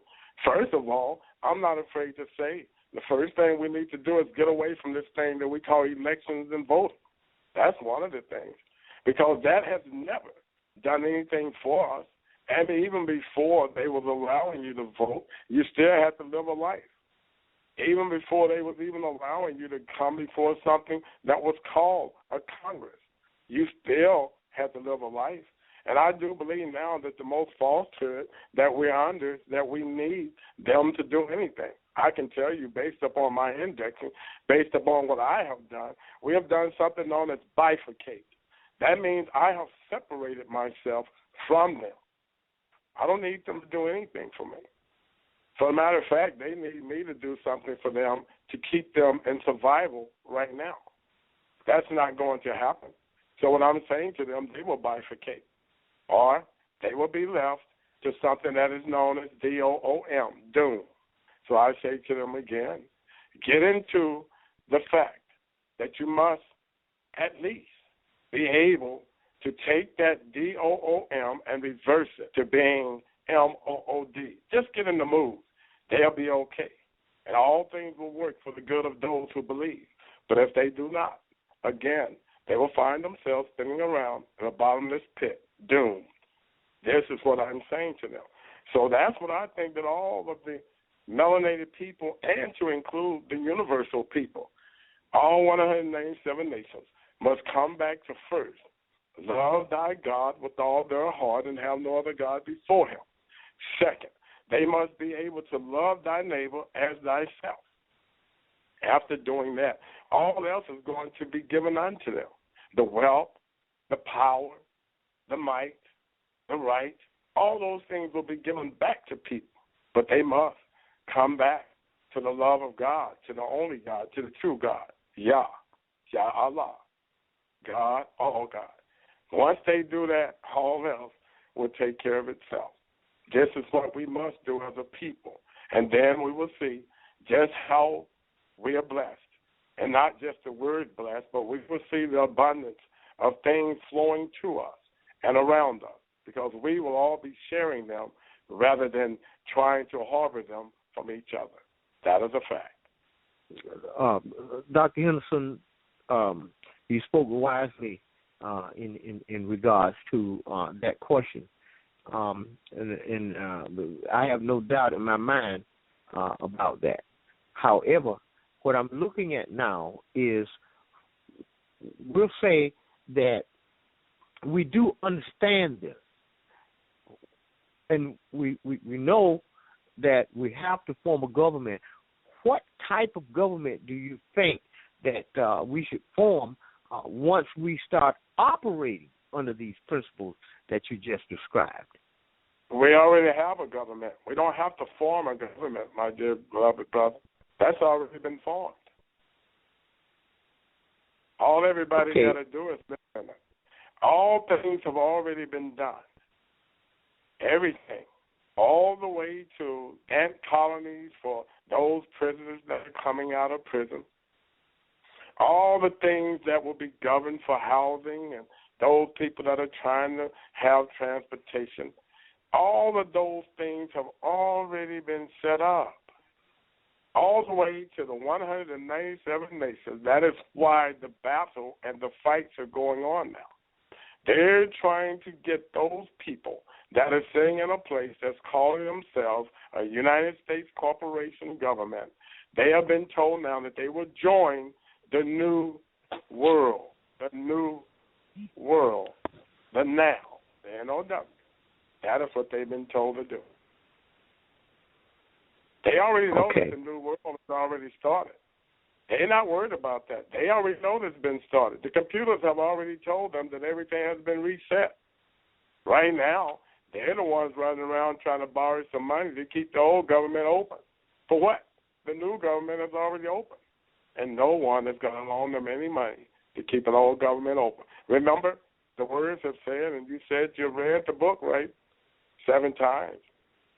Listen, that is the time of completeness for you. It says that there will be no one that would take new wine and place it into old bottles.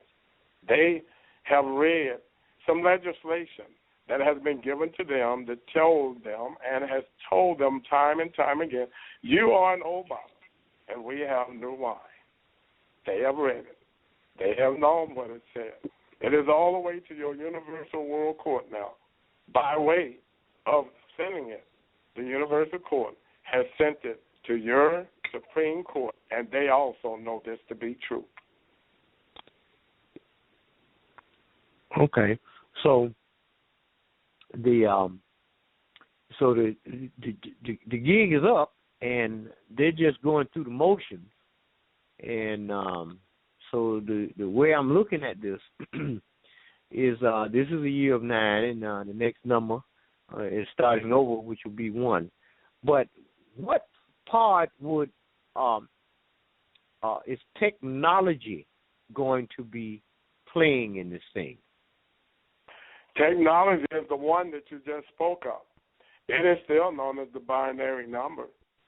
1, better known as 0-1, or 1-0, depending on what side you're looking on. Again, reversing things, looking in what we call a tetragrammaton. You will see 0-1, 0-1, 0-1, 0-1, 0-1. That is the binary numbers. So technology has to operate based upon that. Technology is going to still advance itself even more based upon you knowing that you're going from the 9 to the 1. Binary will still start all over again. And even though in 2000 they was afraid that once it hit 2001, which would have been 01 at the end, they believed that time was going to stop, and they call it Y2K. It did not happen, did it? But it didn't happen. Okay. Now that you're going from the 9 to the 01, or the 1, should we say, it will not stop again. Remember, my father said they shall be reaping and sowing forever. What part of forever have they missed? The first or the end of it. They understand what forever means. They might be playing games with someone else's mind, but you and I, we're not buying. So I say to them, good game, good trick, but it's not working. We know the truth, and the truth shall set us free. And when it sets us free, as it has already done now, we are free, and free indeed. We're not buying it anymore. So how do you think the church, Christianity as we know it inside the United States, is going to fare in doing this major change? To be honest with you, it'll be destroyed. They have already been told by the Scripture itself, there shall come a great falling away of the church. Wow. If they didn't read that, if they didn't understand what it meant, I tell them keep looking around in their pews. People are walking out every day never to return. If they don't find that amusing, tell them to wait until the next preacher stands up and tell the other preacher that he's in opposition with him, and then the church splits once again like it's doing now. Right now, you can get about 5 churches out of one church if you really speak to all the ministers separate, because they don't all agree, if any of them do at all. That is called a great falling away of the church. Right now, you have even said yourself, you don't study church You don't study that religion. And I can tell you that you're not the only person that makes that statement. You're probably one of the billion people on this planet that makes that statement now. And just look around you. Ask somebody sometime. Ask them have they ever been to church. More than likely they'll say yes. Then continue the conversation. You'll also find out that they are one of the many who has now been a great falling away of the church because they have left the church and vowed never to return. Love, peace, truth, freedom, and justice. One mind, one heart, and one spirit. So I get what you're saying, and I have actually read that, and you're absolutely correct based on what the document said involving that. And I've been in a couple of funerals here lately have taken place in the church, and I went in to look around and see what was going on, and to me, I got the feeling of lifelessness in there. It seems as though it was not only the individual whose funeral it was having, but it was the entire church that has died, because I've seen a total disconnection. And whereas I have been suspicious for many, many years, I don't want to get into all that, but I got a disconnected feeling when I was in there. But anyway, not to be offensive to the church, but the greatest gathering of a church nowadays is a funeral. You don't get that great congregation during morning service. You don't even get it during what you call special events at the church. Mm-hmm. No, you don't get it at BTU. No, you don't even get it at Sunday school or the evening services. You get that great gathering at your church now based upon someone passing away and he having a lot or enough friends to fill the church. That's the great gathering of a church now. And no offense to them, even then, if the church is still left in sorrow afterwards, not because of the body that passed through it, it's because the next following Sunday, because they're normally having that funeral on a Saturday or Friday, the next Sunday, that church will look like a skeleton because there'll only be a few people there, perhaps the preacher and maybe 4 or 5 members, and they all be huddled around a fire, yes, an electric stove, trying to stay warm because everyone else would have left after the funeral. Love, peace, truth, freedom, and justice. I'm just talking to some of those that perhaps have found themselves on Sunday standing in a church of this nature when once upon a time they were gathered around even more family members than just 5 in the church. But now their families have grown bored, and those of them that didn't grow bored with the church, they were the ones in whom now have allowed their church to have a great gathering again because they were the ones lying in those things we call coffins for that great grand day of the church to be open once again and what we call high fast of so many people gathering just to see one celebration of one going home. Peace, love, truth, freedom, and justice. One mind, one heart, and one spirit. Well, I witnessed it, and because I don't go to church just attending church, but it is amazing to me. I sit back and I watch, and I look at the information that I've done concerning investigations. Quite amazing, because the way I see it is religion binds the mind. I have made many attempts to communicate with people about different things. Tried to talk to one man about business, and he told me that, well, if it's not about Jesus, then you can't talk to me. And I said, okay. So I left that alone, and I talked to other people about different things, and they're constantly trying to, it's as if the brain has been sealed shut. And it's very, very difficult for them to hold a conversation outside the confines of religion and the Bible. And I find that quite extraordinary. But nevertheless, I don't let it get to me. I continue to do the things that I do and to aid and assist the people to fruition that I deal with on a regular basis.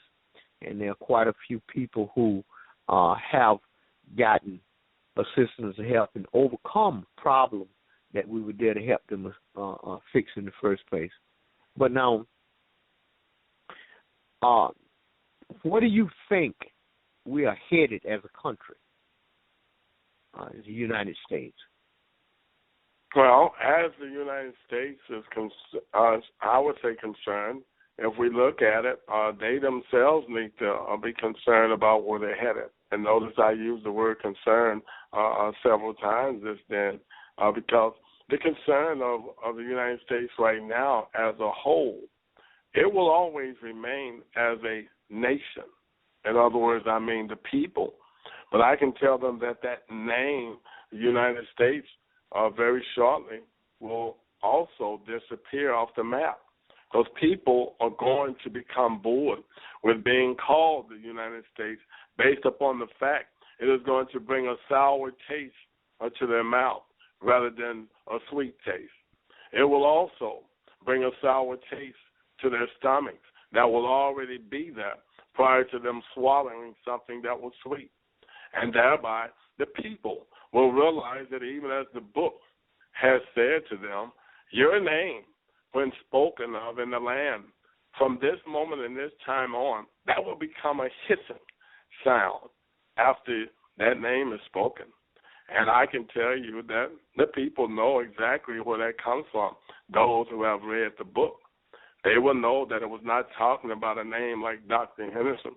It was not even talking about a name like Dr. King, whom Dr. Henderson does not even possibly measure up in most people's mind to. No, it will not even come because of a name of Barack Obama. That hissing was not come because of them, but that hissing will become a known hissing based upon one who had even called themselves the United States of America, knowing that the only thing that it had ever united with was something known as a monetary system. Therefore, I can assure you, brother, that they will disappear totally off the planet. Well, all the indicators point that way, and it's quite amazing to me, and I do everything that I can to prepare. So, in your opinion, along with what you already have going, do you think that we need to start preparing for survival now? Yeah, I know we have to start preparing a survival now. And again, I repeat, that survival right now is called the Establishment Trust, by way of the Melchizedek Trust, by way of this trust that's called the Sovereign Civil People's Rights. Yes, I have a beloved brother. He is prepared and waiting as well, with all of the trust in place. All I can say is that one must come now. As they would say in the days of the church, one must come now while the blood is still running warm in their veins. They must come now. I'm saying this based on the fact that I do know that every man wants to be saved. I do know that every man has the desires that are in his heart to be of the righteous. I do believe that every man has the desire to be one to be able to reap the benefits. and which has been spoken of and by all of the great true books of the world. I do believe that when I speak, I don't speak for myself, but I do believe that I speak for every righteous man that gets up out of his bed and screams the word rise and shine. I do believe that I'm speaking for the same type of man, that because of what he's doing now to live in this righteous world, that at night he lies down and he utters the word nightfall, only to arise the next day, scream and rise and shine. I do believe that I speak for those type of men, those men that now have placed themselves in a position that they should be considered amongst those that call themselves of the righteous, and they do scream for one another every day, one mind, one heart, and one spirit. And even when they're suffering adversity, even when they're being thrown outside on something that they call eviction, even when they're being locked up behind bars based upon a false allegation or based upon some trumped-up charge just because some judge deemed themselves to be God and Lord of the world, I do believe that those people will be around even when the times does stop. I believe those people will be standing before God in righteousness right here on what we call the earth. So this earth is not going anywhere.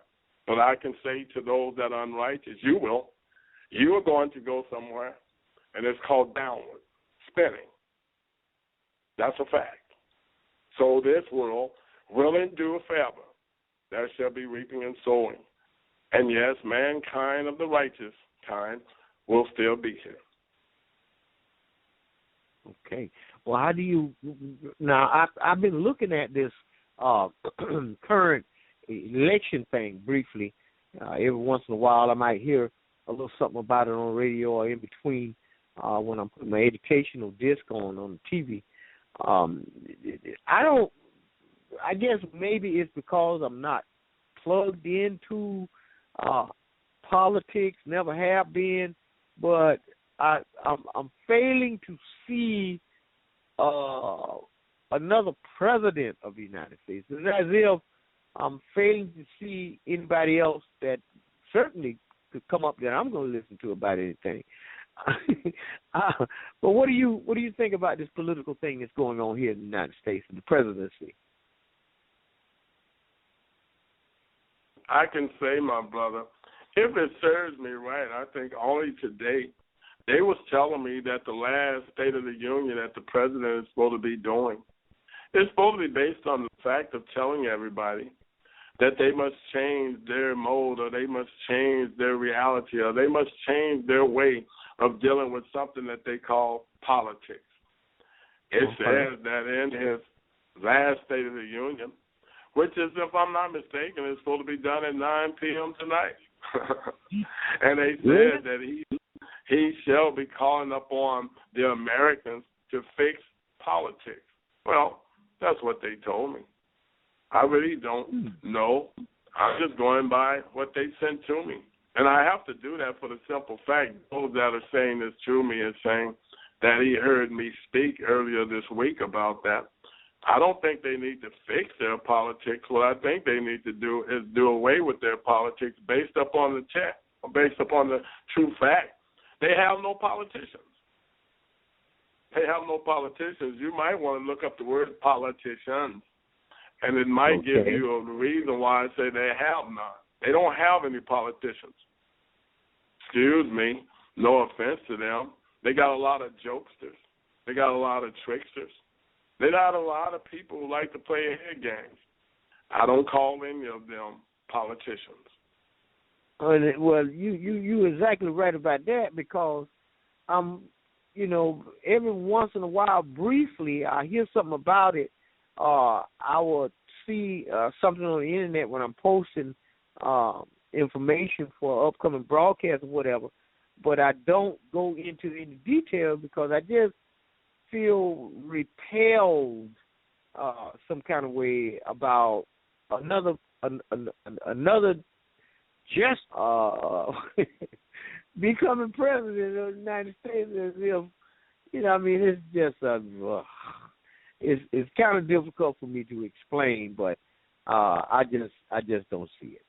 It's amazing to me. Well, all I can say to the melanated people of the universe, and especially those that are in this land, I think it is a very, if I might say, it's a very gesture of disrespect to us to even be talking about something in the nature of an election.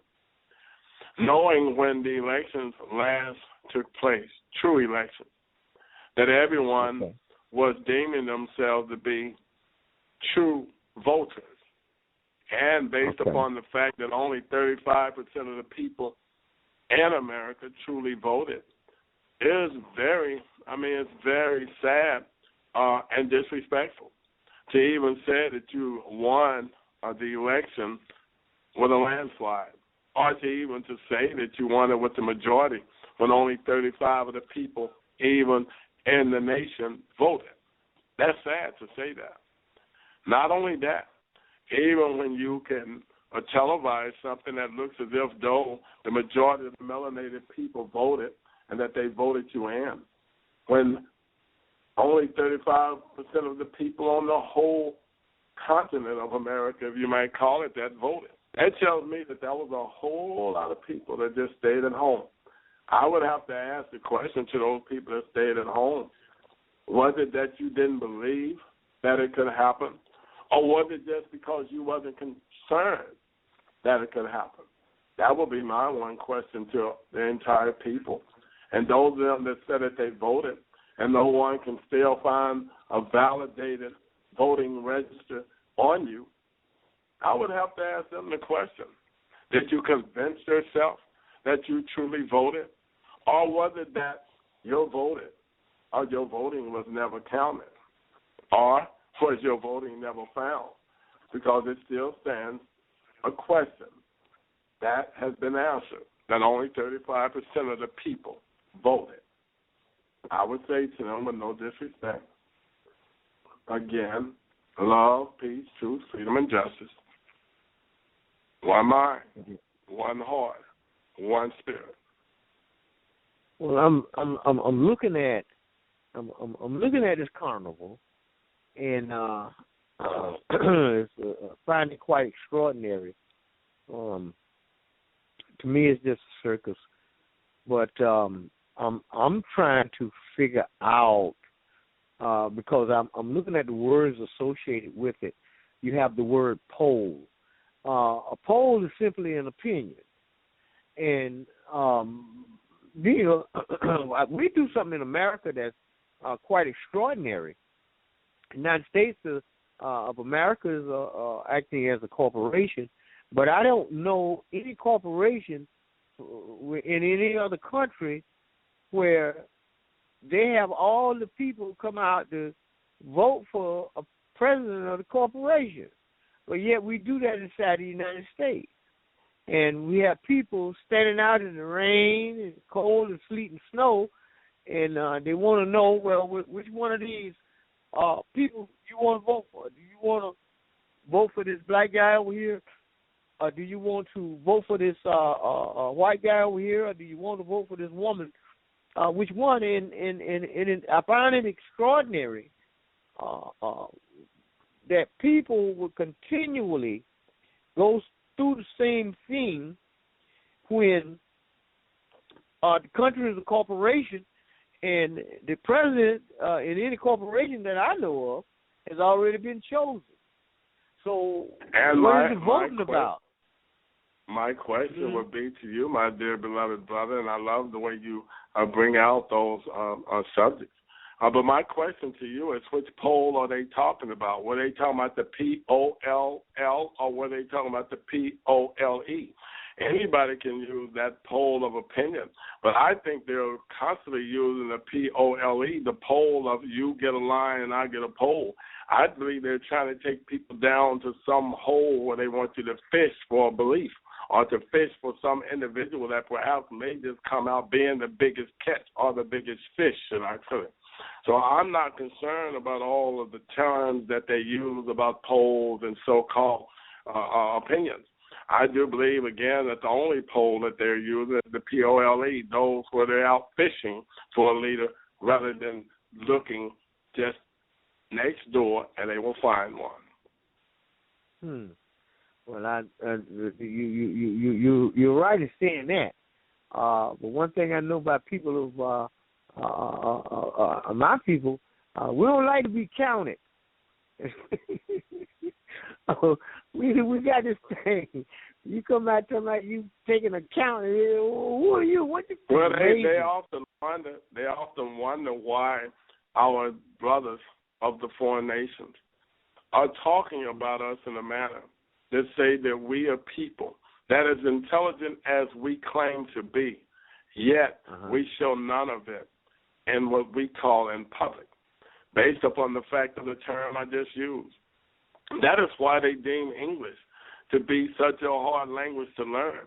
It's not because that they don't understand letters.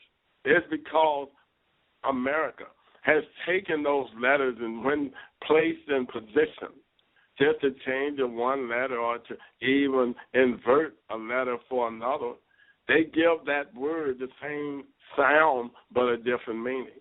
This is why it has become so confusing to learn it, because they have realized that Americans are like that. That's the way they live. They say one thing, but they can change one letter and make it mean something all into different. Like they always say, God bless America, when they finish a speech. But they never tell you what God they're asking to bless America. So it could be any God. So as a matter of fact, they could be calling God themselves. They never tell you. And then they don't say Jesus bless America, do they? Because they themselves only leave it open like that. Even the ones that call themselves born-again Christians, if we might use that word of Cretinism, even those still use the word God bless America, and they never say Jesus bless America. They don't say Buddha bless America. They don't say even the fact of using Allah bless America. They just say God bless America, and they leave it commercialized, and they leave you to fill in the blank, at the same time playing on your emotions and your spirituality to make you believe that you're religious. I'm not afraid of going to hell, as I repeated before. I'm spiritual. I know that I've lived in hell, been there, and I don't want to go back. If they are afraid of that, then I tell them they have already affixed their beds in hell, and there they must lie. Okay. Well, Dr. Henderson, I'm certainly glad that you were my guest on the broadcast, and we must have you back here on Words Talk Live 100 again. Do you have any parting words before we close out the show? Yes, if I might. I want everyone to know that's out there. The indexing is part of one, putting his life back in order. That's the Receiver Trust gives you that opportunity to realign your life, where you will now get back your true identity, as you were taught by the United States of America just a few years ago. They told you that there was something known as identity theft. I must explain to you that your identity has been stolen, and it had been stolen for even 800 years ago. Now it's time for you to find and reclaim your identity. You will do that by indexing yourself. That is your identity, to reclaim your life, to redeem yourself based upon repentance. We already got your redemption. It's waiting for you. Now you must index yourself, repenting, putting your life back in order, reclaiming your true identity, and only then will you be able to move forward in this life of love, truth, peace, freedom, and justice. Love, peace, truth, freedom, and justice will reign.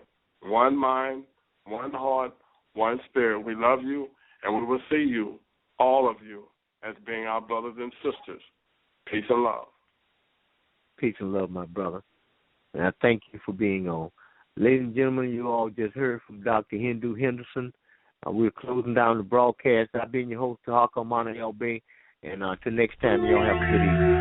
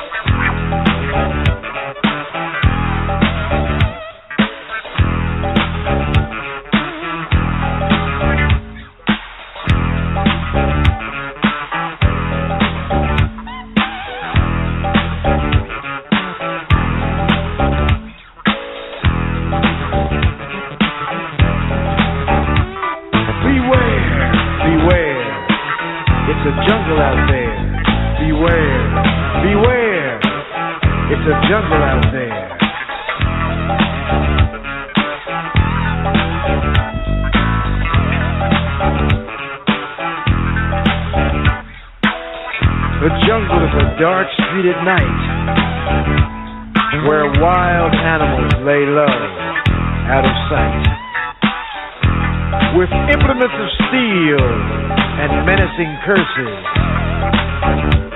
they endeavor to separate the rich from their purses.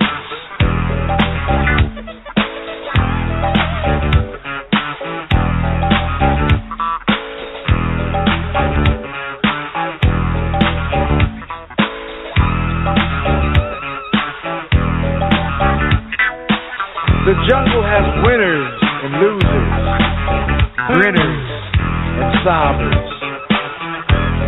It's a place where grown men play cops and robbers.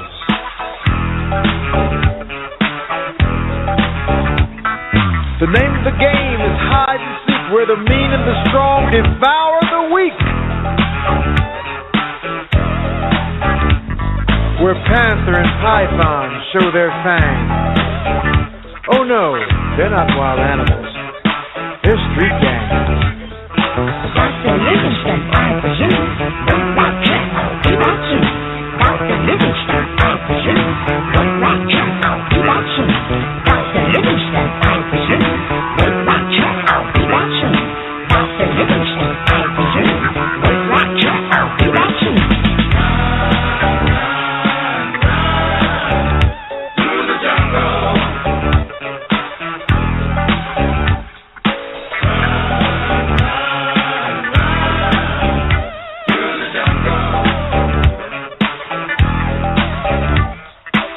Now this jungle is a street of walls, where people listen when money calls. Computer addicts trying to win, while angry ulcers attack from within. Where cougar and impala stalk the streets, louder voice, the fleet of feet.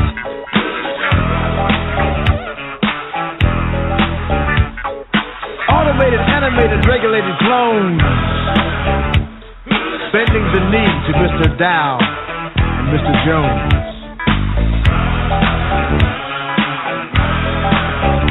Of the milk of human kindness, no one cares. Just the constant struggle of the bull and the bear.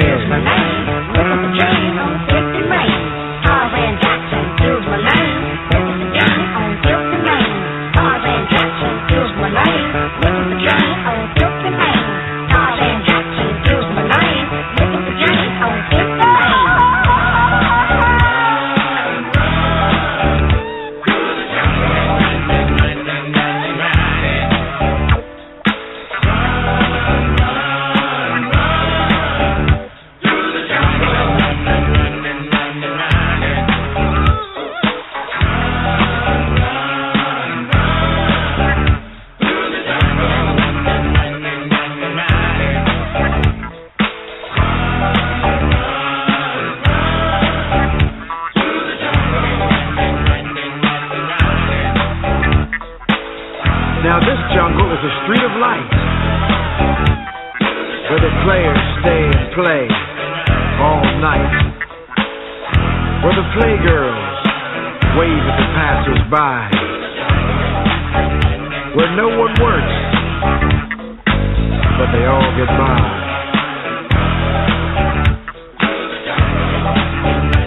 Where the rhythm of the drums is all around. They do a tribal dance called Get Down.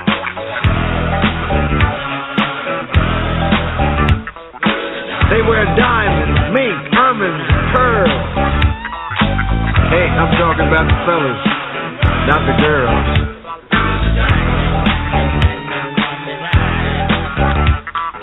Came to town with the sack on my back. Now I got me a Cadillac. Came to town with the sack on my back. Now I got me a Cadillac. Came to town with the sack on my back. Now I got me a Cadillac. Came to town with the sack on my back. Now I got me a Cadillac.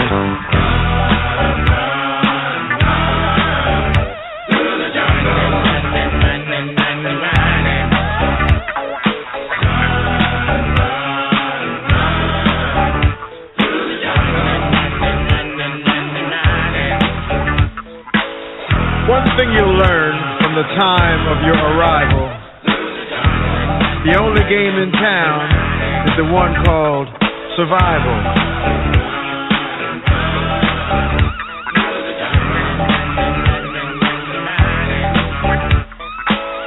This jungle is like a great big pinball machine, where some come to see, some come to be seen. Some love it, some hate it, and there's some in between. Just go with the bunch, learn to roll with the punch.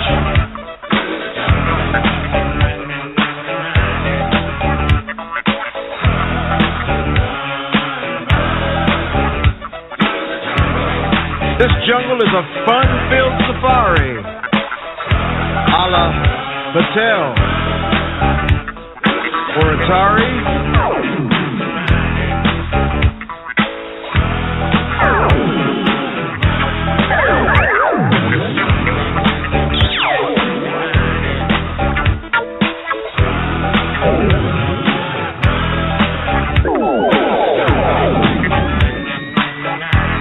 You've got to get in it if you really want to win it. But once you begin it, there's never a dull minute. So run through the jungle and never look back. Fly to your dreams, don't get off the track. Run! But beware